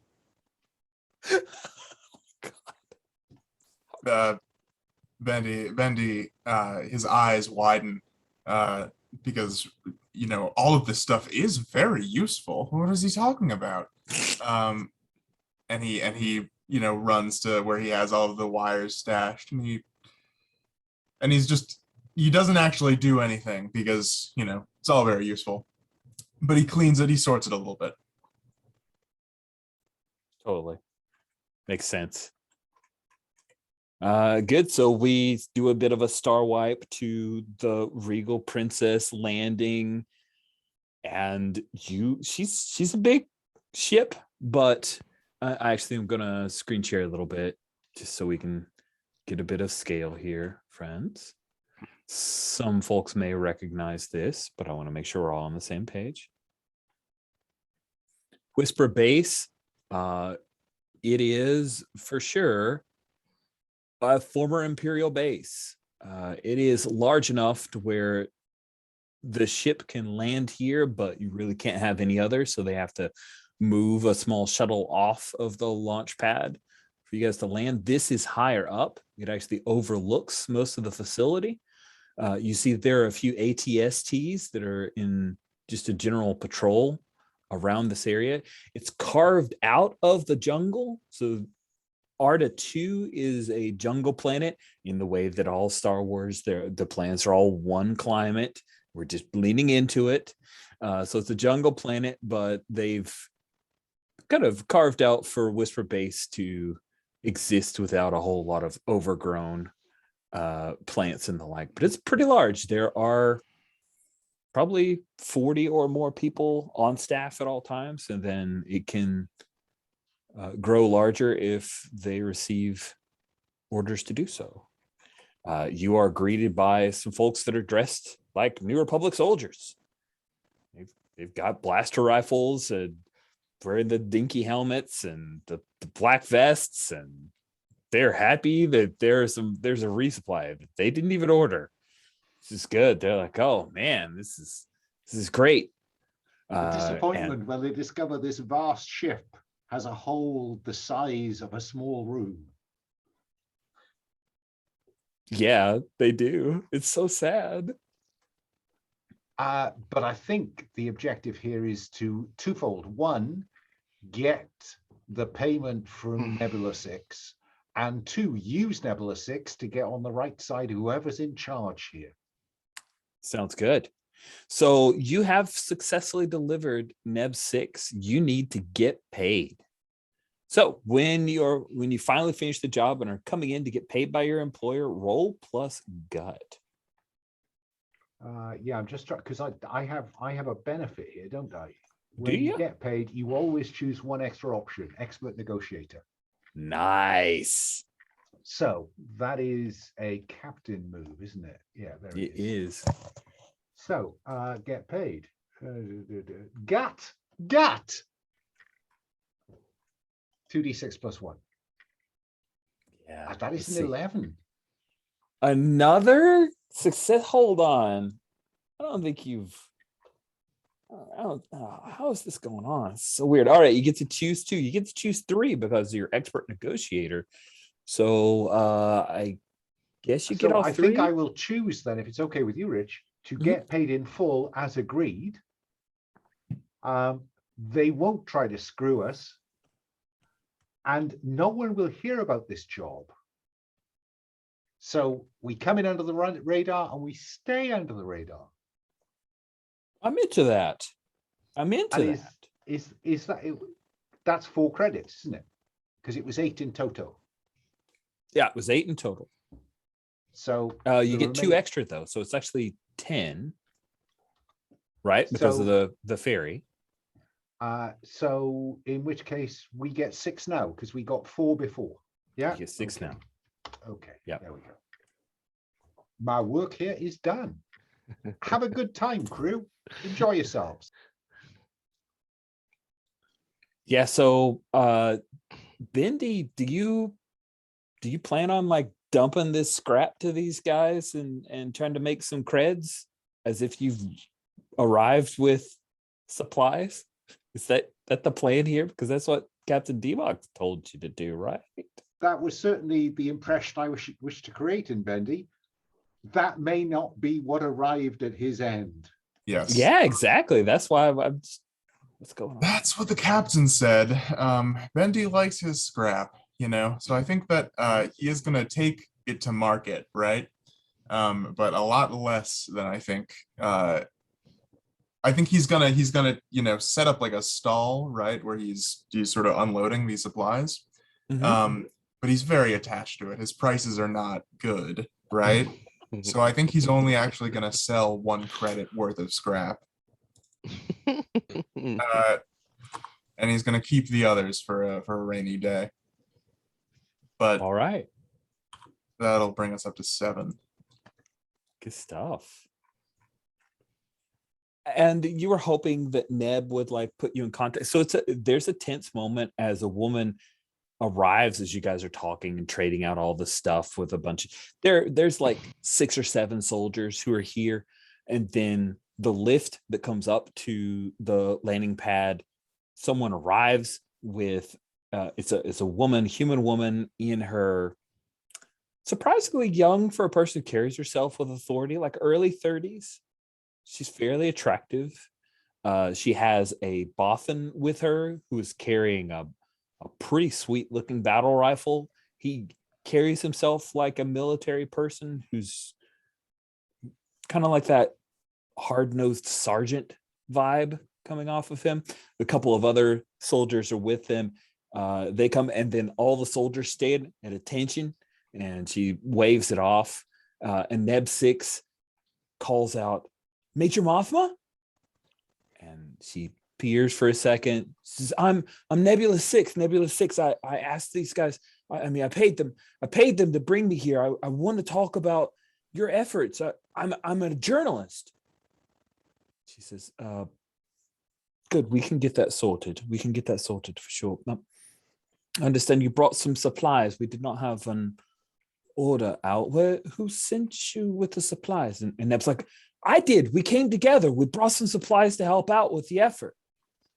And one of the soldiers looks over at her as he's looking at the thing, like pulling something from Bindi that like maybe Bindi is eventually letting go of some of the cable because this is some Moncall stuff. And she says, who's the captain here? That would be me, Major. She comes forward, offers you a hand. Politeness itself. We didn't know what you needed. So you could almost think, Major, right. You could almost think, Major, that this was a proof of concept. Because we think that you're going to need some serious resupply down the road. Because, you know, and I kind of look up as if to say, I don't think that's going away anytime soon. Absolutely. I think you've read the situation perfectly clear. And Captain, what should I call you? Oh, please, not Captain. Call me DMAC. DMAC. I have we've sent out our supply orders numerous times. I'm not sure how many of them made it out of the system. If you think you can get out of here and pass that blockade, I think we may have some work for you. Well, we are blessed with one of the best pilots in the galaxy. Talon will do like one of these. Nice. And she looks over. She doesn't recognize you. She gives you a polite nod. Like it's curt. It's not. She's not obsequious about things. She's a military person. She's And you know, DMAC is quietly thinking, I hope Inez doesn't draw attention because there might be a wanted poster. There might be.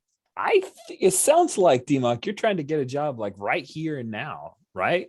Right here, right now. That sounds amazing. What kind of job are you looking for?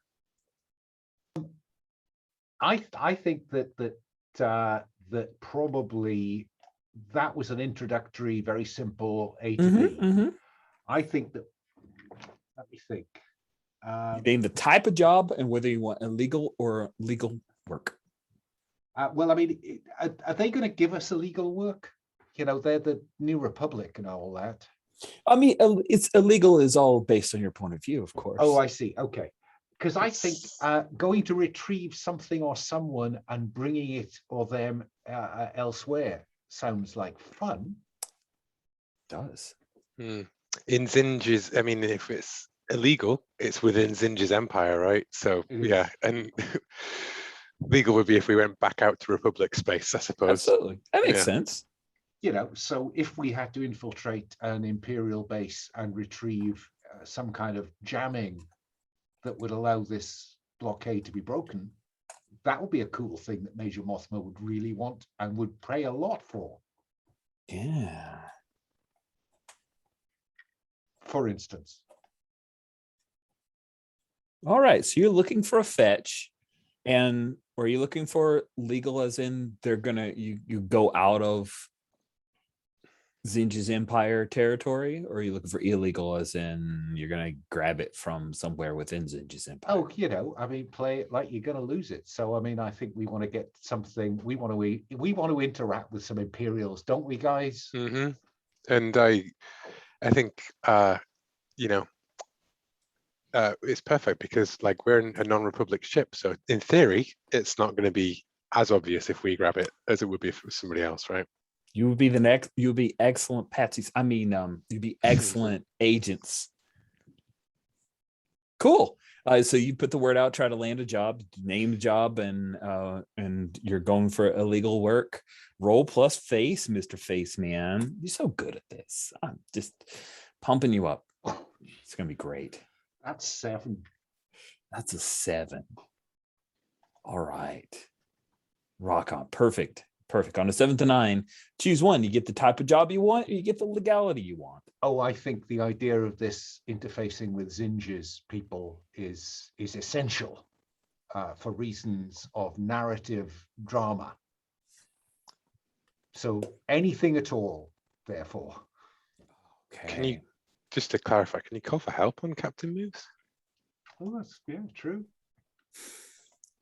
That's a great question. However, that's a lot of help you would need. But when you make a roll and you don't like the result, you can call for help. If everyone rolled help, No. Help works differently in this. Someone can choose to give you a +3. That just means there are 3 consequences being chosen. oh, I see. Yeah. Oh, wow. But the thing is, if you have I'll a do it. choking relationship, you're going to eat the consequences. Mm, If it's a taut or slack relationship, the helper will eat those consequences. Or if you're Inez and you have the black-hearted move, then the other person always has the Always eats the consequences. Well, look, then this has to be an opportunity for me to look at Inez, who is the next most face-friendly, I think. Mhm. Yes, I am. Actually- Yeah, I'm an all-rounder basically, oh yeah, other you than are. junk. Yeah. Oh, sorry. Just it sounds like Cisco, you have something to say? No, I'm obviously like in the room ready to help as well, but it sounds like one person can help. I want to see Inez help here because they have such a difficult complicated relationship. Yeah, it'd be interesting to see this dynamic change a little bit. Yeah, once a crew member is helping you, they decide how many +1s they want to add to your roll. I mean, Well, 5, look at right? it- Because they'll all go for to Alan anyways. No, the 3 obviously. Is that what we need to get to a 10 That's plus, what we right? need to get to 10. Yeah, and DMAX strikes me as the kind of person who wants to get to 10 in every interaction, right? So, like, yeah. He's a +10er. It's He's why a that, pluser. that Snake Eyes was so painful. Mm. I don't know if any of them fit those consequences, though, right? Like, Well, what we can do, we can string out those consequences over the job itself if need be. Well, Mhm. look, this asking Inez for help yeah, is yeah. actually painful. Okay, so the crew member, we heat our chain with the other. I think so. We're going to move up to 3, right? Like it's going to be even more tempestuous between us. Oh, hold on a second. There is a little bit of math before we do the consequences. That's Okay. right. On a choking relationship, you But we're not subtract the choking, higher we're the 2 taut. heats between. We're taught, so we're on. The helping crew member suffers the consequences for each +1. So, and I can reverse that as a choice Well, that's anyway. like restrained. No. You guys have a choking already, right? No, we're on taught. Oh, Strength. okay. Uh, So, sorry, let's step through it. So first, it is a slacker strain chain, the helping consequence, but we add the lower the 2 heats between the 2 crew members to the roll being helped already. Right. Okay. And Oh, then you right. add more +1s on top of that. So So we're on 2 because we're on equal. yeah, 2. So you get 2. So it's 1 consequence that's coming in. Oh. Sorry about that. I should have No, walked it's us neat. through it. So there's just 1 consequence that we need to take. then Yes, for- you yeah. and you choose it. Okay, and the crew member heats their chain with it because we have uneven heat as well, right? So if I heated the chain with the other, it would just be one of us increases it and the other one leaves it at 2. Yeah. Okay, so yeah, that would be the consequence that I choose. The chain between the 2 crew members tightens. Not tightens. Heats their chain. Heats the chain. Okay, Yeah. so you're going with heat. Yeah. So and I think that's you to me, frankly, DMAC. Yeah. So I Yeah. think I go from 2 to 3. Yeah, Mm. because it is through gritted teeth. Yeah, but like you needed it. You really needed it this I time, know. right? Like, And sometimes you got nowhere to go. yeah, and like I think it's you're giving the pitch to Mothma. And Inez just starts reeling off, like, like ways to smuggle things past Imperials and tactics, and, talks about old New Republic kind of thing. She's done a background and everything as well, right? And, convinces Mothma that beyond just the talk, we can walk the walk kind of thing. And I think it's a conversation that, just for variety, right? It doesn't happen just right on the landing platform. It's a thing where the two of you do a walk and talk, you head down the lift, you end up walking through the base. There are a lot more soldiers here. You come into the officer's quarters. She gives you guys a couple sips of some brandy. It's that officer's quarters, so there's a little bit of gentility, but there's everything is clean and perfectly polished, and you guys probably feel just a little, like Demok probably not, but Anaz, you might feel a little grimy here. And after a bit of a conversation and her asking some pointed questions about the capabilities, what kind of jobs you guys have worked before, and Nez backing it up, she agrees that a fetch mission to aid them in breaking out this blockade so that they can get supply more routinely will help with the war effort. And she thinks you guys are the right people for the job. She is going to. So we'll drop in, and I definitely want to check in with Bindi and Talon with what you guys did while they were negotiating all their stuff. She says, "What I'd like to ask of you and the crew of the Regal Huntress, if you would. There is a burgeoning resistance that's grown in the capital city of Sereno, which happens to be right under the feet of Warlord Zinj himself. We've established tenuous contact, mostly one way. Whisper Base has some excellent listening capabilities. But I strongly believe that if we can send you out, we may be able to fetch enough technology to be able to futz with the broadcasting and break this blockade. So I'd like to send you and your crew on a fetch mission to obtain this information from some of our erstwhile allies on Sereno. Are you interested in this mission? I think I have absolute confidence in the crew and in the ship. Kind of look at it as, and then, ding. So yeah, no, we're up for that. Oh yes, we have plenty of experience getting things in and out of cities. I think Mon Mothma is going to go with us as a group anyway, but at that moment that Demok says, like, I have full confidence in the crew and the ship, one of Bendy's, like, welded on panels to reinforce the hull, like, just falls and clangs very loudly. That's great. And there's a moment where Major Mothma checks a data pad, kind of skims over it. You see that some new information has come in, and she says,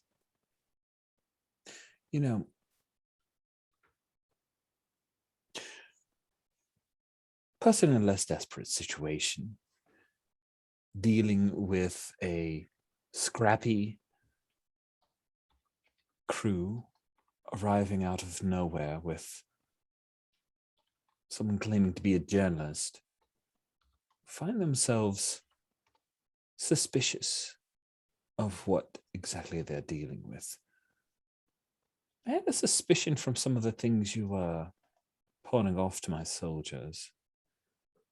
It turned out that, as I suspected, one of the resupply ships did not make the trip, the Moncall, that you evidently scraped. I can tell that your ship's not built for combat, so you obviously did not destroy them.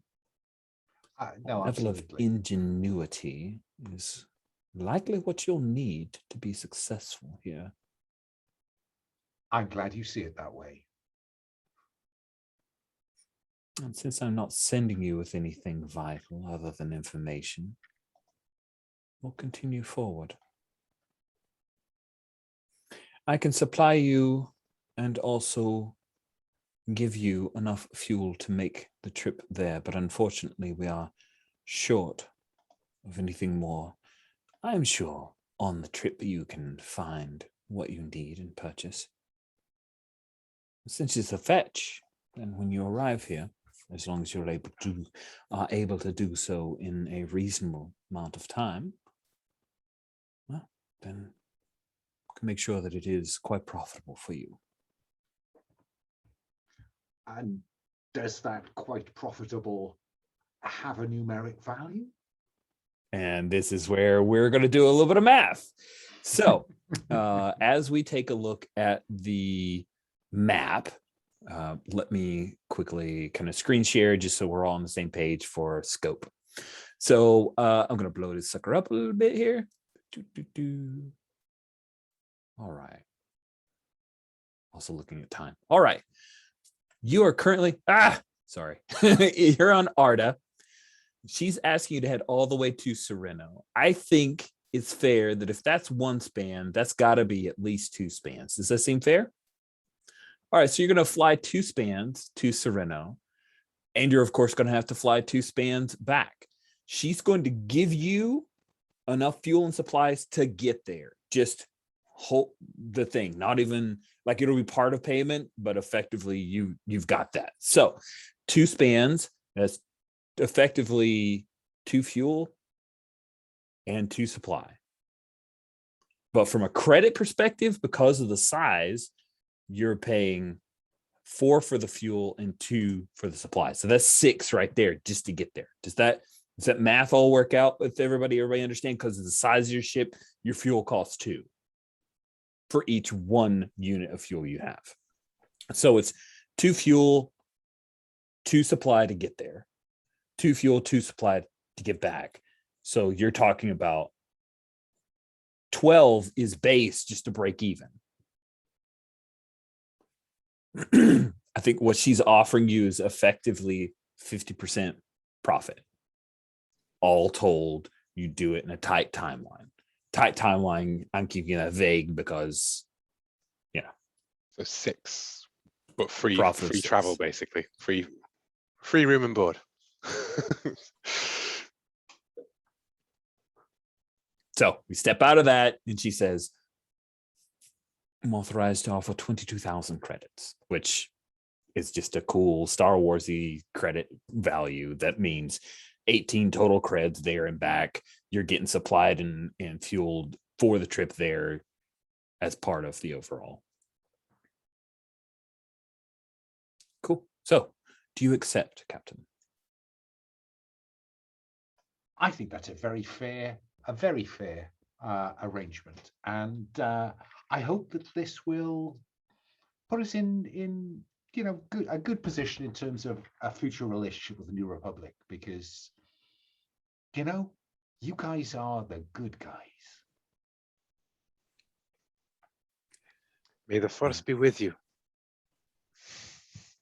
And she smiles. Like, at this point, she's gonna buy it. She still has her suspicions, but sometimes it's nice to have some people who are at least saying the stuff that you fervently believe in. Ziska, good. Well, you have the run of the base. For the time period we'll need to refuel, resupply. I'm sure you probably want a night to sleep before you take off. And I will be working with Corporal Tom Hex to get communication out to our contact on Crania City. The force be with you, my friends. And with that, she'll kind of dismiss you from the quarters. Always. And as we're leaving, I kind of look at it and it says, "May the force be with you." They really eat that stuff up, I swear. Jesus. Anakin Skywalker. So, Talon, we know that they're gone in negotiating for at least an hour, possibly more. What does Talon do? Get a bunch of soldiers. There's a yeah, there are a large number of different species and folks who are here, most of them in New Republic outfits, but there are some cities, there's some other folks to deal with here, and a few locals. So what does Talon get up to? Yeah, maybe Bendy wants to go first, but and And maybe it could we be a want, Talon and Bendy. Like It maybe could you guys be. get up to something together. That'd be It kind could of be. neat. It could be. Yeah, I'm gonna pitch something to Josh here. I think that when night hits, man, these troops need some R&R, and we're gonna provide it for them.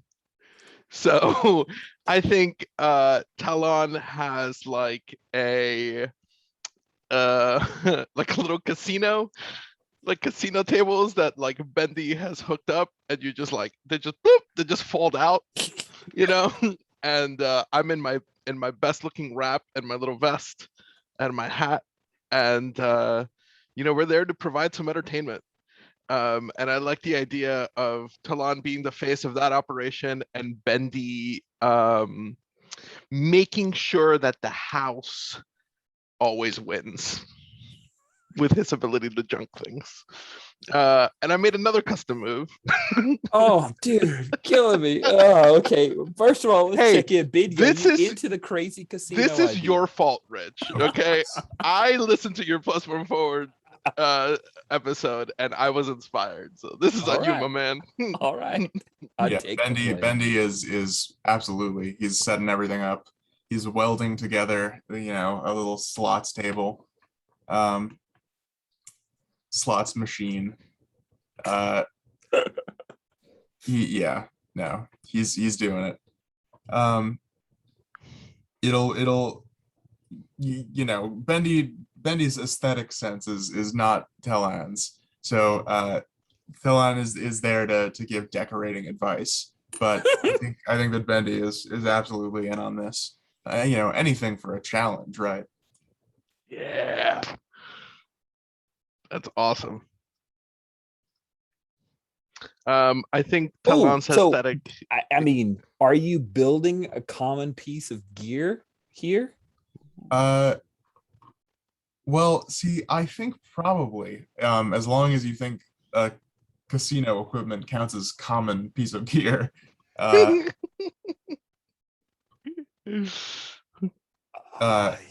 would be very Maybe. I'm inclined to it because I want to see you junk up some stuff. Do it. We all want to see this move. thank you. I'm just saying, if we roll a miss, we might have to leave in a hurry, everybody. Yeah, it's fine, it's all right. Yeah, before Mon Mothma changes her mind. Okay, so I'm Oh, gonna. it's not Mon Mothma. It's Leda Mothma. It's actually Mon Mothma's daughter. Ooh, Oh. I'm gonna spend two. That's why she's younger and still hot. And that is a 5. So I could use some help on this one. Who do you want to call for help from? There's only one game in town, I'm afraid, Bendy. So unless Talon wants to help, these machines are not gonna be ready for the party. Oh my gosh. Okay, and when I help, do I describe how I help? And I You get to, definitely. I always want fiction, right? yeah, Right. for sure. I think Bendy is going to make some very misfunctional but charming sort of like rigged casino tables and games and stuff like that. So the way that I'm going to help is by really hamming it up and trying to switch it from like bad to like so bad it's good and fun. Yeah. So I'd like to roll plus face if possible. Okay. So how does the help move go? I just say how So many that's okay. Let's walk through the help move. Yeah, so I rolled a 5, which You means rolled so you need 2. So So the minus first 2. thing is you guys have a slack or strain chain, correct? It's not choking. yes, slack. So we add the lower of the 2 heats between the crew members to the roll being helped. So let's look at your 2 heats or So one Mine is 1 and his is 2. So it'd Okay, be- so it's going to be 1. So it's automatically to a 6 without any consequence whatsoever. Now, Talon, you're the one helping. If you go to call for help, which is underneath peripheral moves, column G, you get to choose how many +1s you want to give Bendy. You could give Bendy 1 + 1 to push this to a 7 to 9. What does that look like, Josh, for Bendy getting a 7 to 9 versus 10 plus? if I get a 7 to 9, I make it, but it's broken right now and it needs to be repaired. But I also can repair it then. Okay. All right. And then what's the 10 plus? Like what's the And on a super 10 good plus, it works. You know, on 10 plus, we're all, you know, these machines are, you pull them and the coins come out and the lights blink and it's bling, wonderful. bling, bling, bling, bling. So am I right in thinking this is 1 consequence or 4 consequences? That's what we're offering. It's like I Okay, just want to make sure I just wanted to be sure I was on the same page then. we are all on the page. The page is on the same. This is good. This is good. All right. Let's So- do 1 consequence. Let's Yeah, just if you bump do it up one to 7 to 9. consequence, 1 consequence for Talon, because, and here's the deal, because it's slack or strained, for each +1 added, the crew member helping chooses 1 consequence, and then you suffer it. Sounds good. Okay, so which you get to choose it. The 4 consequences are above in the call for help. You can take harm, a room takes harm, something important breaks, has to be repaired, the crew member heats their chain, the chain between the two become tightened. Oh, I'm gonna take some harm. And I think it's gonna be like some drunken soldier is probably going to hit me because, you know, the machines don't work right. Like, I'm gonna eat it. Oh, that sounds good. Yeah. And if we do get to the 7 It's to a 9, it's a Ratataki. He's a specialist named Talakabin. He's a member of the Loath Wolves, and I mean, he's not like hitting you to beat you up. It's just one of those, like, he rattles you a little bit, maybe grabs hold of your leku. That's where you take 1 harm. AP. I like the idea that like I get punched and like I get a big shiner and it's not bad, you know? Cool. Yeah, yeah. but, like- He socks you in the face. Yeah, Sounds good. and, like, You do his- that thing. His fellow soldiers are like, "Whoa, man, whoa, you're out of control. Come on, man." And then like escort It's him out. broken. What? I was registering a complaint. Shut up. He said he's management. Okay. And he laughs about it. And there's a woman named Toma who comes and checks on you and everything. But yeah, you get a harm. That sounds good. And that will push it to a 7, which means that there's a long pause as Bendy, you're like, da-da! They're like, the buttons don't work on this thing. So you're Yeah, gonna have to repair it. And he's like, oh, and he, you know, he waves away everyone, and he's underneath it, you know, fiddling with the machinery. And I've now used up all of my scrap, Oh, but it worked perfectly. Mhm. great. I That's also like awesome. the idea that like the next morning we look at our, you know, makeshift casino and like the soldiers have just gotten way too rowdy and it's all, you know, it all needs repair, you know, and you can tell. Yeah, but So, it works. The repair works. mhm. Yeah, I get the repair kit nice and shiny. The buttons, I oil all the buttons, and the machine looks beautiful after the first, you know, attempt. Draft 2 is great. All right. Is Talon going to allow Bendy, or is Bendy going to allow Talon to like also dress him up in like a little casino outfit person? He's not happy about it, but if it is necessary, I think Bendy is a trusting person. Do it for the cause, Bendy. Do it for the cause. These soldiers are out here fighting hard, man. Come on. Let's go make money off them. All right. I've made this move a little bit more generic. I've removed rebel troops. Who knows? You may have to entertain other troops. But taking a look at it, it's interesting enough to me to give it a shot. So let's have you enjoy the show, soldiers, which is what I've jokingly named it. Roll Space plus USO. face. Yeah, that's what I was leaning on. All right, sounds good. Roll plus face, and then Bendy might have to help me this time. We might Help. we might both have to walk away with a shiner here. We'll see. It's a 9. Bendy, do you want to help here? Bump it up to a 10. Good news is there are no consequences. Ooh. It's just help. You just gotta tell me how you help. That's true. I will, of course. Bendy will help. I think that I think that as much as Bendy is not trying to be a people person, you know, the crowd likes him. He's he is giving some entertaining conversation, surprisingly enough. And I think that there's some mechanics here who are, you know, very interested in Whisper Base and in sort of maintaining like the stealth systems. And they actually have a great night unrelated to the casino. But it makes everyone feel very happy that there's good conversation. There's a good night happening, you know? Nice. I love it.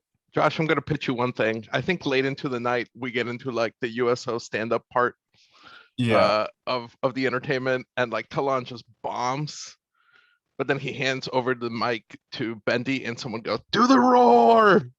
There's no Ithorians here, and they all want to hear the Ithorian do the roar. Do the roar! And Bendy, if it's you know, he blushes a little bit, but he does the roar with his stereo vocal cords, and it is a very, very impressive roar. You know, Bendy is a soft-spoken man, but this is a you know, it chills you to hear. That's cool. I think we get a great crowd cheer, and Talon knows how to end on a high note, so he goes, "Okay, everybody, hope you've enjoyed the show. Have a good night." That's great. Cool. So we know how Bendy and Talon spend their evening. Demok, how do you spend your evening at the settling Nebula 6 in. Nice. She's into that. She's so excited about making it here, about pulling this off. She ends up, they give her a bunk in with the crew. Sorry. When we get back, we will have such a story to tell. Of course. And you were a big part of that. Well, you know, far be it from me.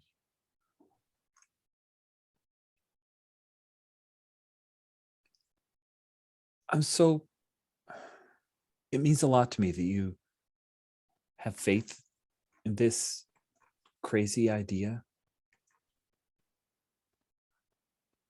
Thanks. The idea is only crazy until someone with the capacity to do it does it. You can do this thing. I wouldn't have been able to do it without you and the crew. This means a lot to me. You know, that's 2 parts crazy. People are going to remember you and the part you've played here. Oh shit. You know, tick, tick, tick, tick, tick, tick, tick, tick, tick. When you say that, Neb, what have you got in mind? Because I'm a journalist. Look, if we start working undercover for the New Republic,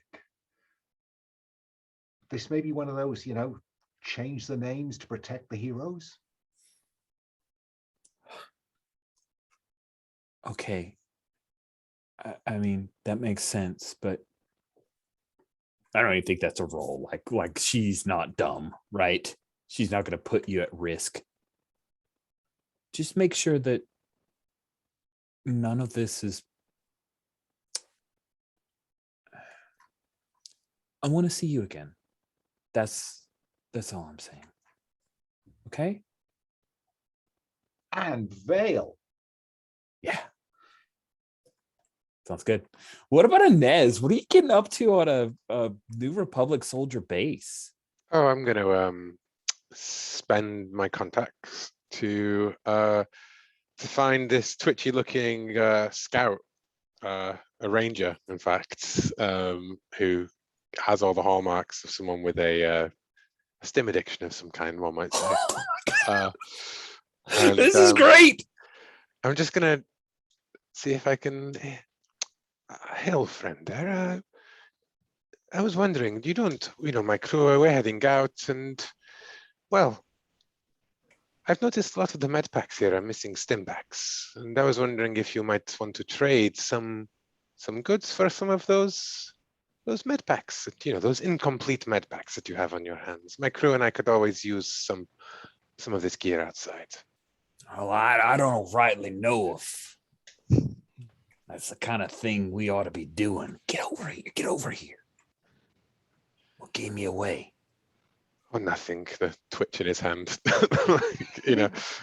But I think I need to roll face as well to see how friendly he is towards me on this base, Exactly. Right? Yeah, he's going to ask that question regardless, but you need to roll plus face, and then it's going to give you the tone of your current relationship. Yeah. We've quickly started playing Rust Cartels. Yes. Oh, crap. Yeah. And First I of all, think we're mark an all XP. busy. Well, On a miss, they'll I'm help gonna you, mark an but there'll be XP. hell to pay afterwards. Yeah. He says, yeah, let's do a trade out. Because I listen, it's just me and you. Don't let anybody else know. Who else is there, my friend? Exactly. You're smart. And I think that, practically speaking, that this is me exchanging one of my stolen goods, right? Which I presume is like in undefined things that I stole from the cartel before I came out here, right?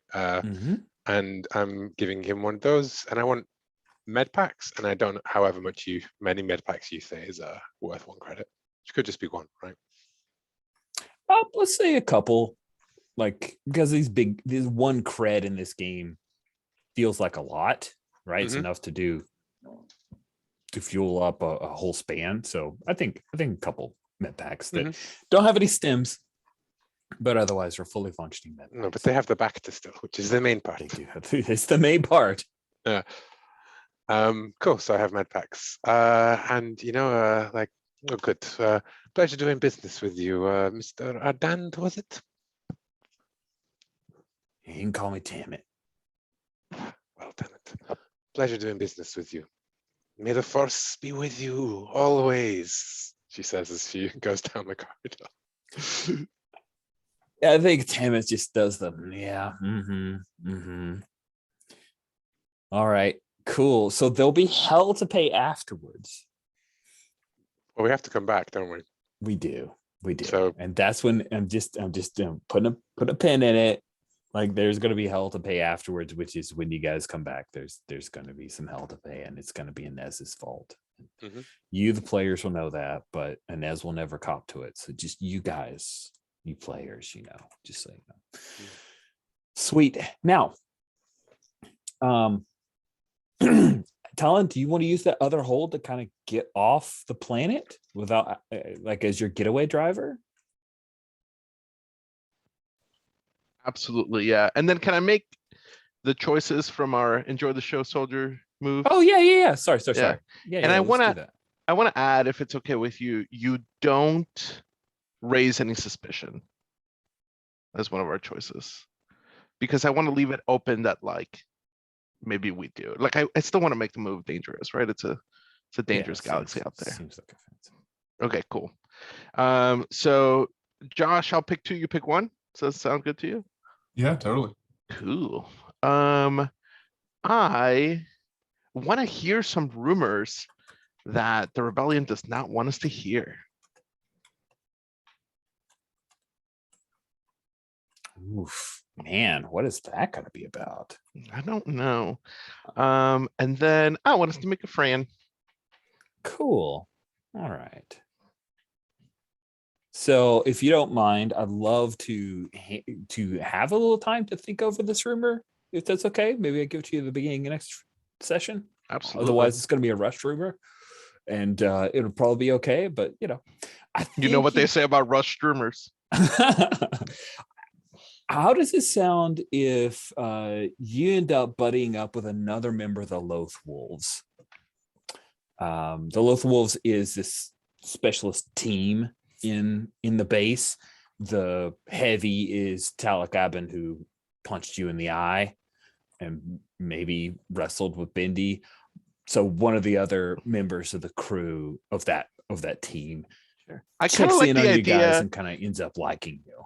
I kind of like the idea of the guy who punched me ends up coming up later, encouraged by his team. So we like bonded through like this physical violence that we had. Is that okay with you?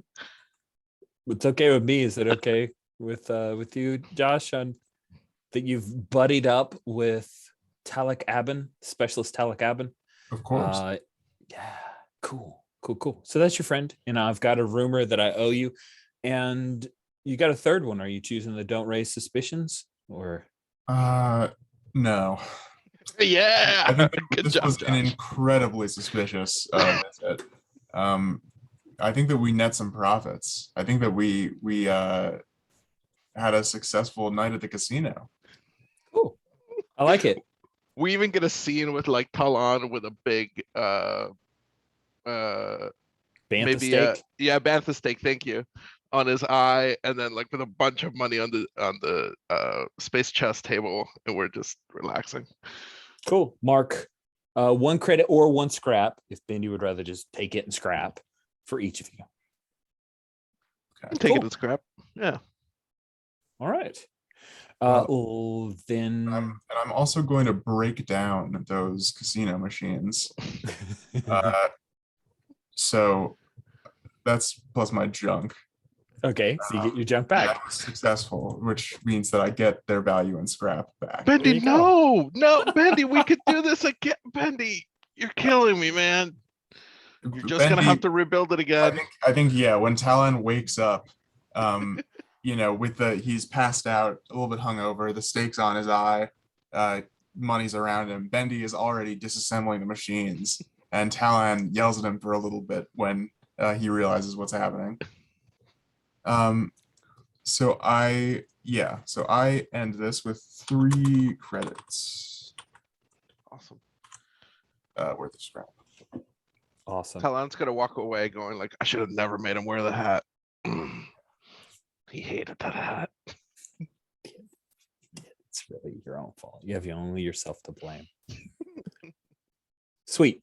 So we'll stipulate that you've used that second hold to get off of Arda 2.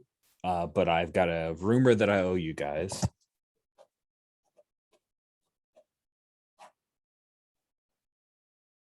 And we have some end of session stuff. Let's go through, friends. Questions. I think we started with our captain last time. So we're going to start with our lowly Inez, our lowly, sneaky Inez. So, Inez, did you address a challenge with wits, deception, or violence? I think I used wits to address the challenge of a hostile captain and persuade him that maybe it was in his interest to be slightly nicer. I agree. Did one of one of your my chains go chains- from slack to choking or choking to slack? No, Nope. I don't know if I really made a ruse personality fail either, to be honest. That's something I'm putting as a wish. I wish that we put some, because you guys are going to be, most of the session is going to be travel, right? Mm-hmm. And then we'll see what happens at Karania City. So I'm putting a wish out there that we make space for making a room's personality felt. Mm-hmm. And I think I did make a decision for the whole crew, but I didn't mean to. What was that? Trading the drugs for the med pack, right? Bringing drugs onto Whisper There you Base and trading it with it. But yeah, That's 3 XP. You're up to 6 XP, which means you get an improvement. that's just 2. Yeah, you're at 3. Oh, right. You're right. The room's personality. Yeah. So you're at 5. Sorry.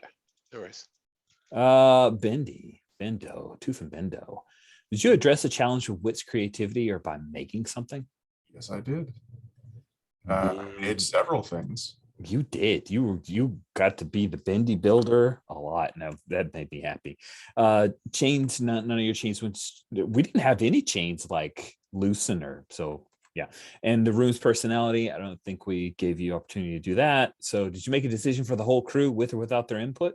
Can I just say, I think that Josh Bendy did talk about the fascination of the spinning drive. Oh, yeah. But go, Josh. You beat all the others. You get an XP for that. Good call. Yeah, and I do think that installing a New Republic droid in the drive console by accident is a choice for the whole crew without There we go. So I get 1 improvement. You do, and you got 1 rollover. So because you did the wits, creativity, made room's personality felt, made a decision for the whole crew. That's 3 XP, and you were at 4, right? So I was at you were at 3 when we started this. I was at 3 when we started. Yeah. Okay, so right at an improvement. Perfect.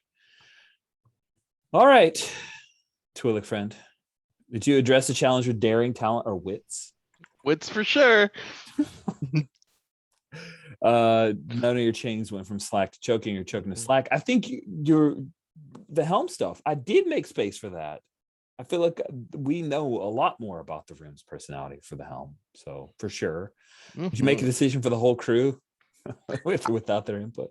I'm gonna say yes. I'm gonna say that with that whole casino scene, I'm gonna be like, hey, tell your friends about the crew of the Huntress, okay? This entertainment brought to you by the crew of the Huntress. So All for right. better or worse, that's what happened. That's 3 XP for you. And last but certainly not least, our captain. So charm, diplomacy, or deception? Yes, I think For so. sure. Chains didn't go. No chain, no. I don't know if I spent some time on the shuttle, but I'm not sure I invested a lot of narrative in defining its personality. I think you did, because I think you said that you had like drugs and like treats and things, you know, like a sort of luxurious thing, you know. Okay, I won't say no. Yeah, I think I made the decision that we would go with whatever Mothma offered us, really. Sounds good to me. So that's 3 XP for you as well. So that will take me to 7. So 1 left over and an improvement. Excellent. Let's do some stars and wishes, friends. We start with wishes so that we end with stars. Who'd like to lead us off with wishes? I could lead us off with wishes. All right. Well, I would like to see some space threat. You know, it feels like Rust Tux is very much a game more about the sort of like space danger and scrapping around and you know, so like I'd like to see some of those threats. I know we rolled well, right? So they didn't but I also would like to say that the get wish kind of, I don't know, thing is reading the getaway driver. It makes it clear that it's so you can bail out the other PCs if they're not on the ship, as opposed to just move the ship wherever you want it to be. okay. I think that's which cool. I didn't want to disrupt, and I thought timing wise and everything, it's all cool. I just thought to keep in mind, because it would have been also interesting to see like the role of pulling a stunt through the thing, right? And then the possibility of like, oh, a beast rider attacks us or whatever, right? But like just because otherwise I feel like it'll just get used for, you know, why would you ever fly? And then we're cutting out like how the ship takes damage and how we can use I think systems I made a call based off time, but I don't think we should carry forward. So I'd like getaway driver to be more getaway. I think I'm the one who even offered that as an interpretation. Yeah. So it wasn't like you guys were angling for it. So let's say that it we happened this time. We weren't but power gaming. No. we adjusted. We adjusted. Cool. Yeah, those are my wishes anyways. Space stuff, basically, I suppose. Space stuff will happen, even with good rolls. Cool. I'd like to go next with wishes. I will call on people. Yeah, no, I want to see a space battle. I want to you know, probably when we drop out of the jump? Do we do this in a single trip, or do we have to navigate via Yavin or somewhere? We'll see. I mean, you've got 2 spans to do, so you got 2 moves to roll. But then when you get there, there's still more. I'd prefer to encounter a space threat at Yavin than Zinj's capital, because I think we might be outmatched there. Might be. Yeah. I mean, the space threat could be sneaking onto the planet, right? Like, Could be. Could be for sure. Cool. That sounds excellent to me, Alan. All right. Cisco or Josh, you'd like to go next? Mine is short, so I'll go next. I just want to see more of the same. Actually had a lot of fun. So if we keep doing this sort of stuff, I'm gonna have a blast. That's it. Cool. Josh, got any wishes? Yeah. Wishes. I would love to. My worry, right? My one worry, I guess, is that if we're spending, the next episode in space, that Inez might feel a little bit left out, right? As sort of like a sneaky social person. So I'm also enjoy being on planets, and I would also love if we I think I would be happy if we made it through the 2-span journey, and made it to whatever the planet is called. I forget. Don't worry about it. There will be more information later for that, but that's all good. I think that's a very fair request. Very fair. I mean, Inez is the one who mans the guns, I imagine, because D-Mac's not getting his hands dirty, right? Like, cool. Thanks, Josh. You went last with wishes. You get to go first with stars. Do you have any stars to hand out? Look at this. You have to work faster on these wishes, because now you get stuck with stars to lead off. It's like, yeah. Stars. I loved Talon and Bendy. I thought they had a wonderful relationship today. I thought they had a lot of fun with each other. I really, again, I also really enjoyed today's session. I think that the brewing conflicts in our crew are really interesting, and the brewing friendships in our crew are very interesting. So I look forward to next week. cool. Thanks, Josh. Cisco, got any stars? I do. Start to Will for his Rust Cartel minigame. It was really cool to see Inez do Inez-like things. That totally floored me. I didn't even think of doing that, so that was really neat. Start to Alan and Will for like their confrontation. That was really cool to see roleplay. I like that quite a bit. Start to Josh, excuse me, for his description of getting that astrogation computer out. And then for just going along with the buddy movie shenanigans. I'm looking forward to our spin-off Disney show. That'll be great. And like Alan said. And then Rich, man, big start to you.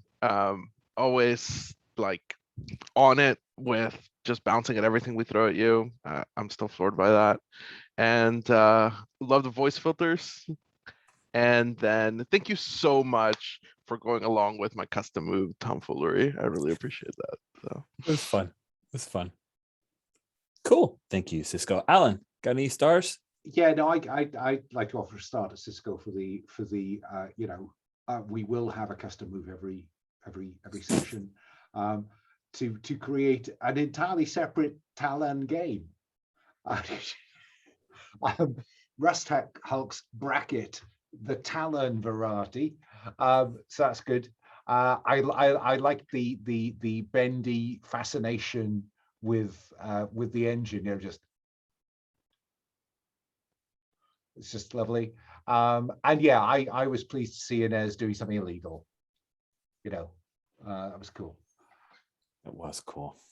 Awesome. Thank you, Alan. Will. The buddy movie stuff. Sorry, I forgot. Oh, and Major Mothma's accent was okay. Was it terrible? Okay. It could have been an Imperial officer. It was that crisp. She was raised in the core worlds. So yeah. So my stars, the buddy movie stuff, the scrapping together a rig to entertain them with, the D-Max hustle, always making that money, like talking that talk, looking out for the bottom line. And I really enjoy, I know it sort of slows down like the narrative and stuff, but I am enjoying like learning Rust hooks and its complications and talking through like the edge cases and like how we all interpret it versus like what's on paper and things. Because, when it's a system that doesn't immediately like click in your head or like feel so smooth, it really helps to sort of like, so there's this edge case that's just come up, like how should we manage it for the future kind of stuff, And I actually really enjoy that. So, I know it'll go away as time goes on, but still. Yeah, I'm glad to hear that, because sometimes I feel guilty, but I also am interested in like, I want us to like learn it, because I want this last 2 sessions to where we've got the choking versus slack stuff and the help stuff like down cold, because we took a moment rather than me just saying, oh, it's just a +2 go. I want to walk through that. That's a purposeful choice that I make, and I'm glad that you guys appreciate it, because like when I play, I super love it when the facilitator will step me through so that I can later run Rust Hulks or that kind of thing. I mean, somebody bought the book, so hopefully this is a good, good bit for Will. And I'll say stars for me. Josh, I'm really happy that we got to see more Junker stuff. I love that we said at the start, like, hey, this was a wish. Let's fulfill that wish. And everybody made space for it. Cisco, you made a choice with Fly a Span to set that up. That was really cool. Thank you guys. Stars to everybody for playing along with Richie's going to give a personality to the astrogation computer. I saw that and I was like, yep, this is a thing I'm going to do. I'm not even going to ask for permission. I get an XP at the end, I guess. I don't know. The crew gets a astrogation droid, which the personality will show up from time to time, but will not dominate or take over. That's my promise to you, friends. Alan, you are good at playing different kinds of sleazy people. And this DMOC is very different. Like, he's very charming sleazy. He's the kind of charming sleazy that, like, I think Mothma and Neb, I think they read a bit of the sleazy. And Mothma's more like, I've got everything under control. I can allow certain permutations of sleazy. Neb is romanticized by the sleazy. Like, oh, this is great. Like, this is so much better than freaking Loath, man. I'm on a ship with a ship captain who's got his own shuttle and it's totally swank. It's just great. She's like trying to show off by having a little spice. Like, just love that interplay. That scene was really, really fun. And Will Inez, it's mean. She's just vicious, and I love that you bring up some of her past and bits and the way she relates with folks. And I know, Will, that was totally like fan servicey, our little side scene with Tim Arden, and thank you, stars to everybody for putting up with it. But fuck, that was great. I got to basically NPC Cody's character that he's played for 10 sessions. It was fun. It was so fun to do that bad impression of a bad impression. Oh, of I love the Southern impression. Accent. Do what? I love the impression of the impression. Like, it was good. Yeah. I was like, how was it that Cody did a Southern accent? Because I am from the South of the United States, so I have a natural accent that I do my very best to mask. So I had to but I had to do, how did Cody do it? Because it's not a real Southern accent, it's Cody's version, which is great. Shoot. Let's see. I think I hit all my stars, but I had a really good time this session, and thank you guys for putting up with me. Like, I'm gonna throw you artists now. I'm gonna throw you at Cerrito. I'm doing a little bit of like, there's just certain points this year that have been important in different Star Wars Saturdays games, and it's fun to watch them evolve, and very exquisite corpses you guys are adding to and taking away and cool stuff like that. So I'm having a great time. I'm glad you guys are too. That will bring the recording to a close.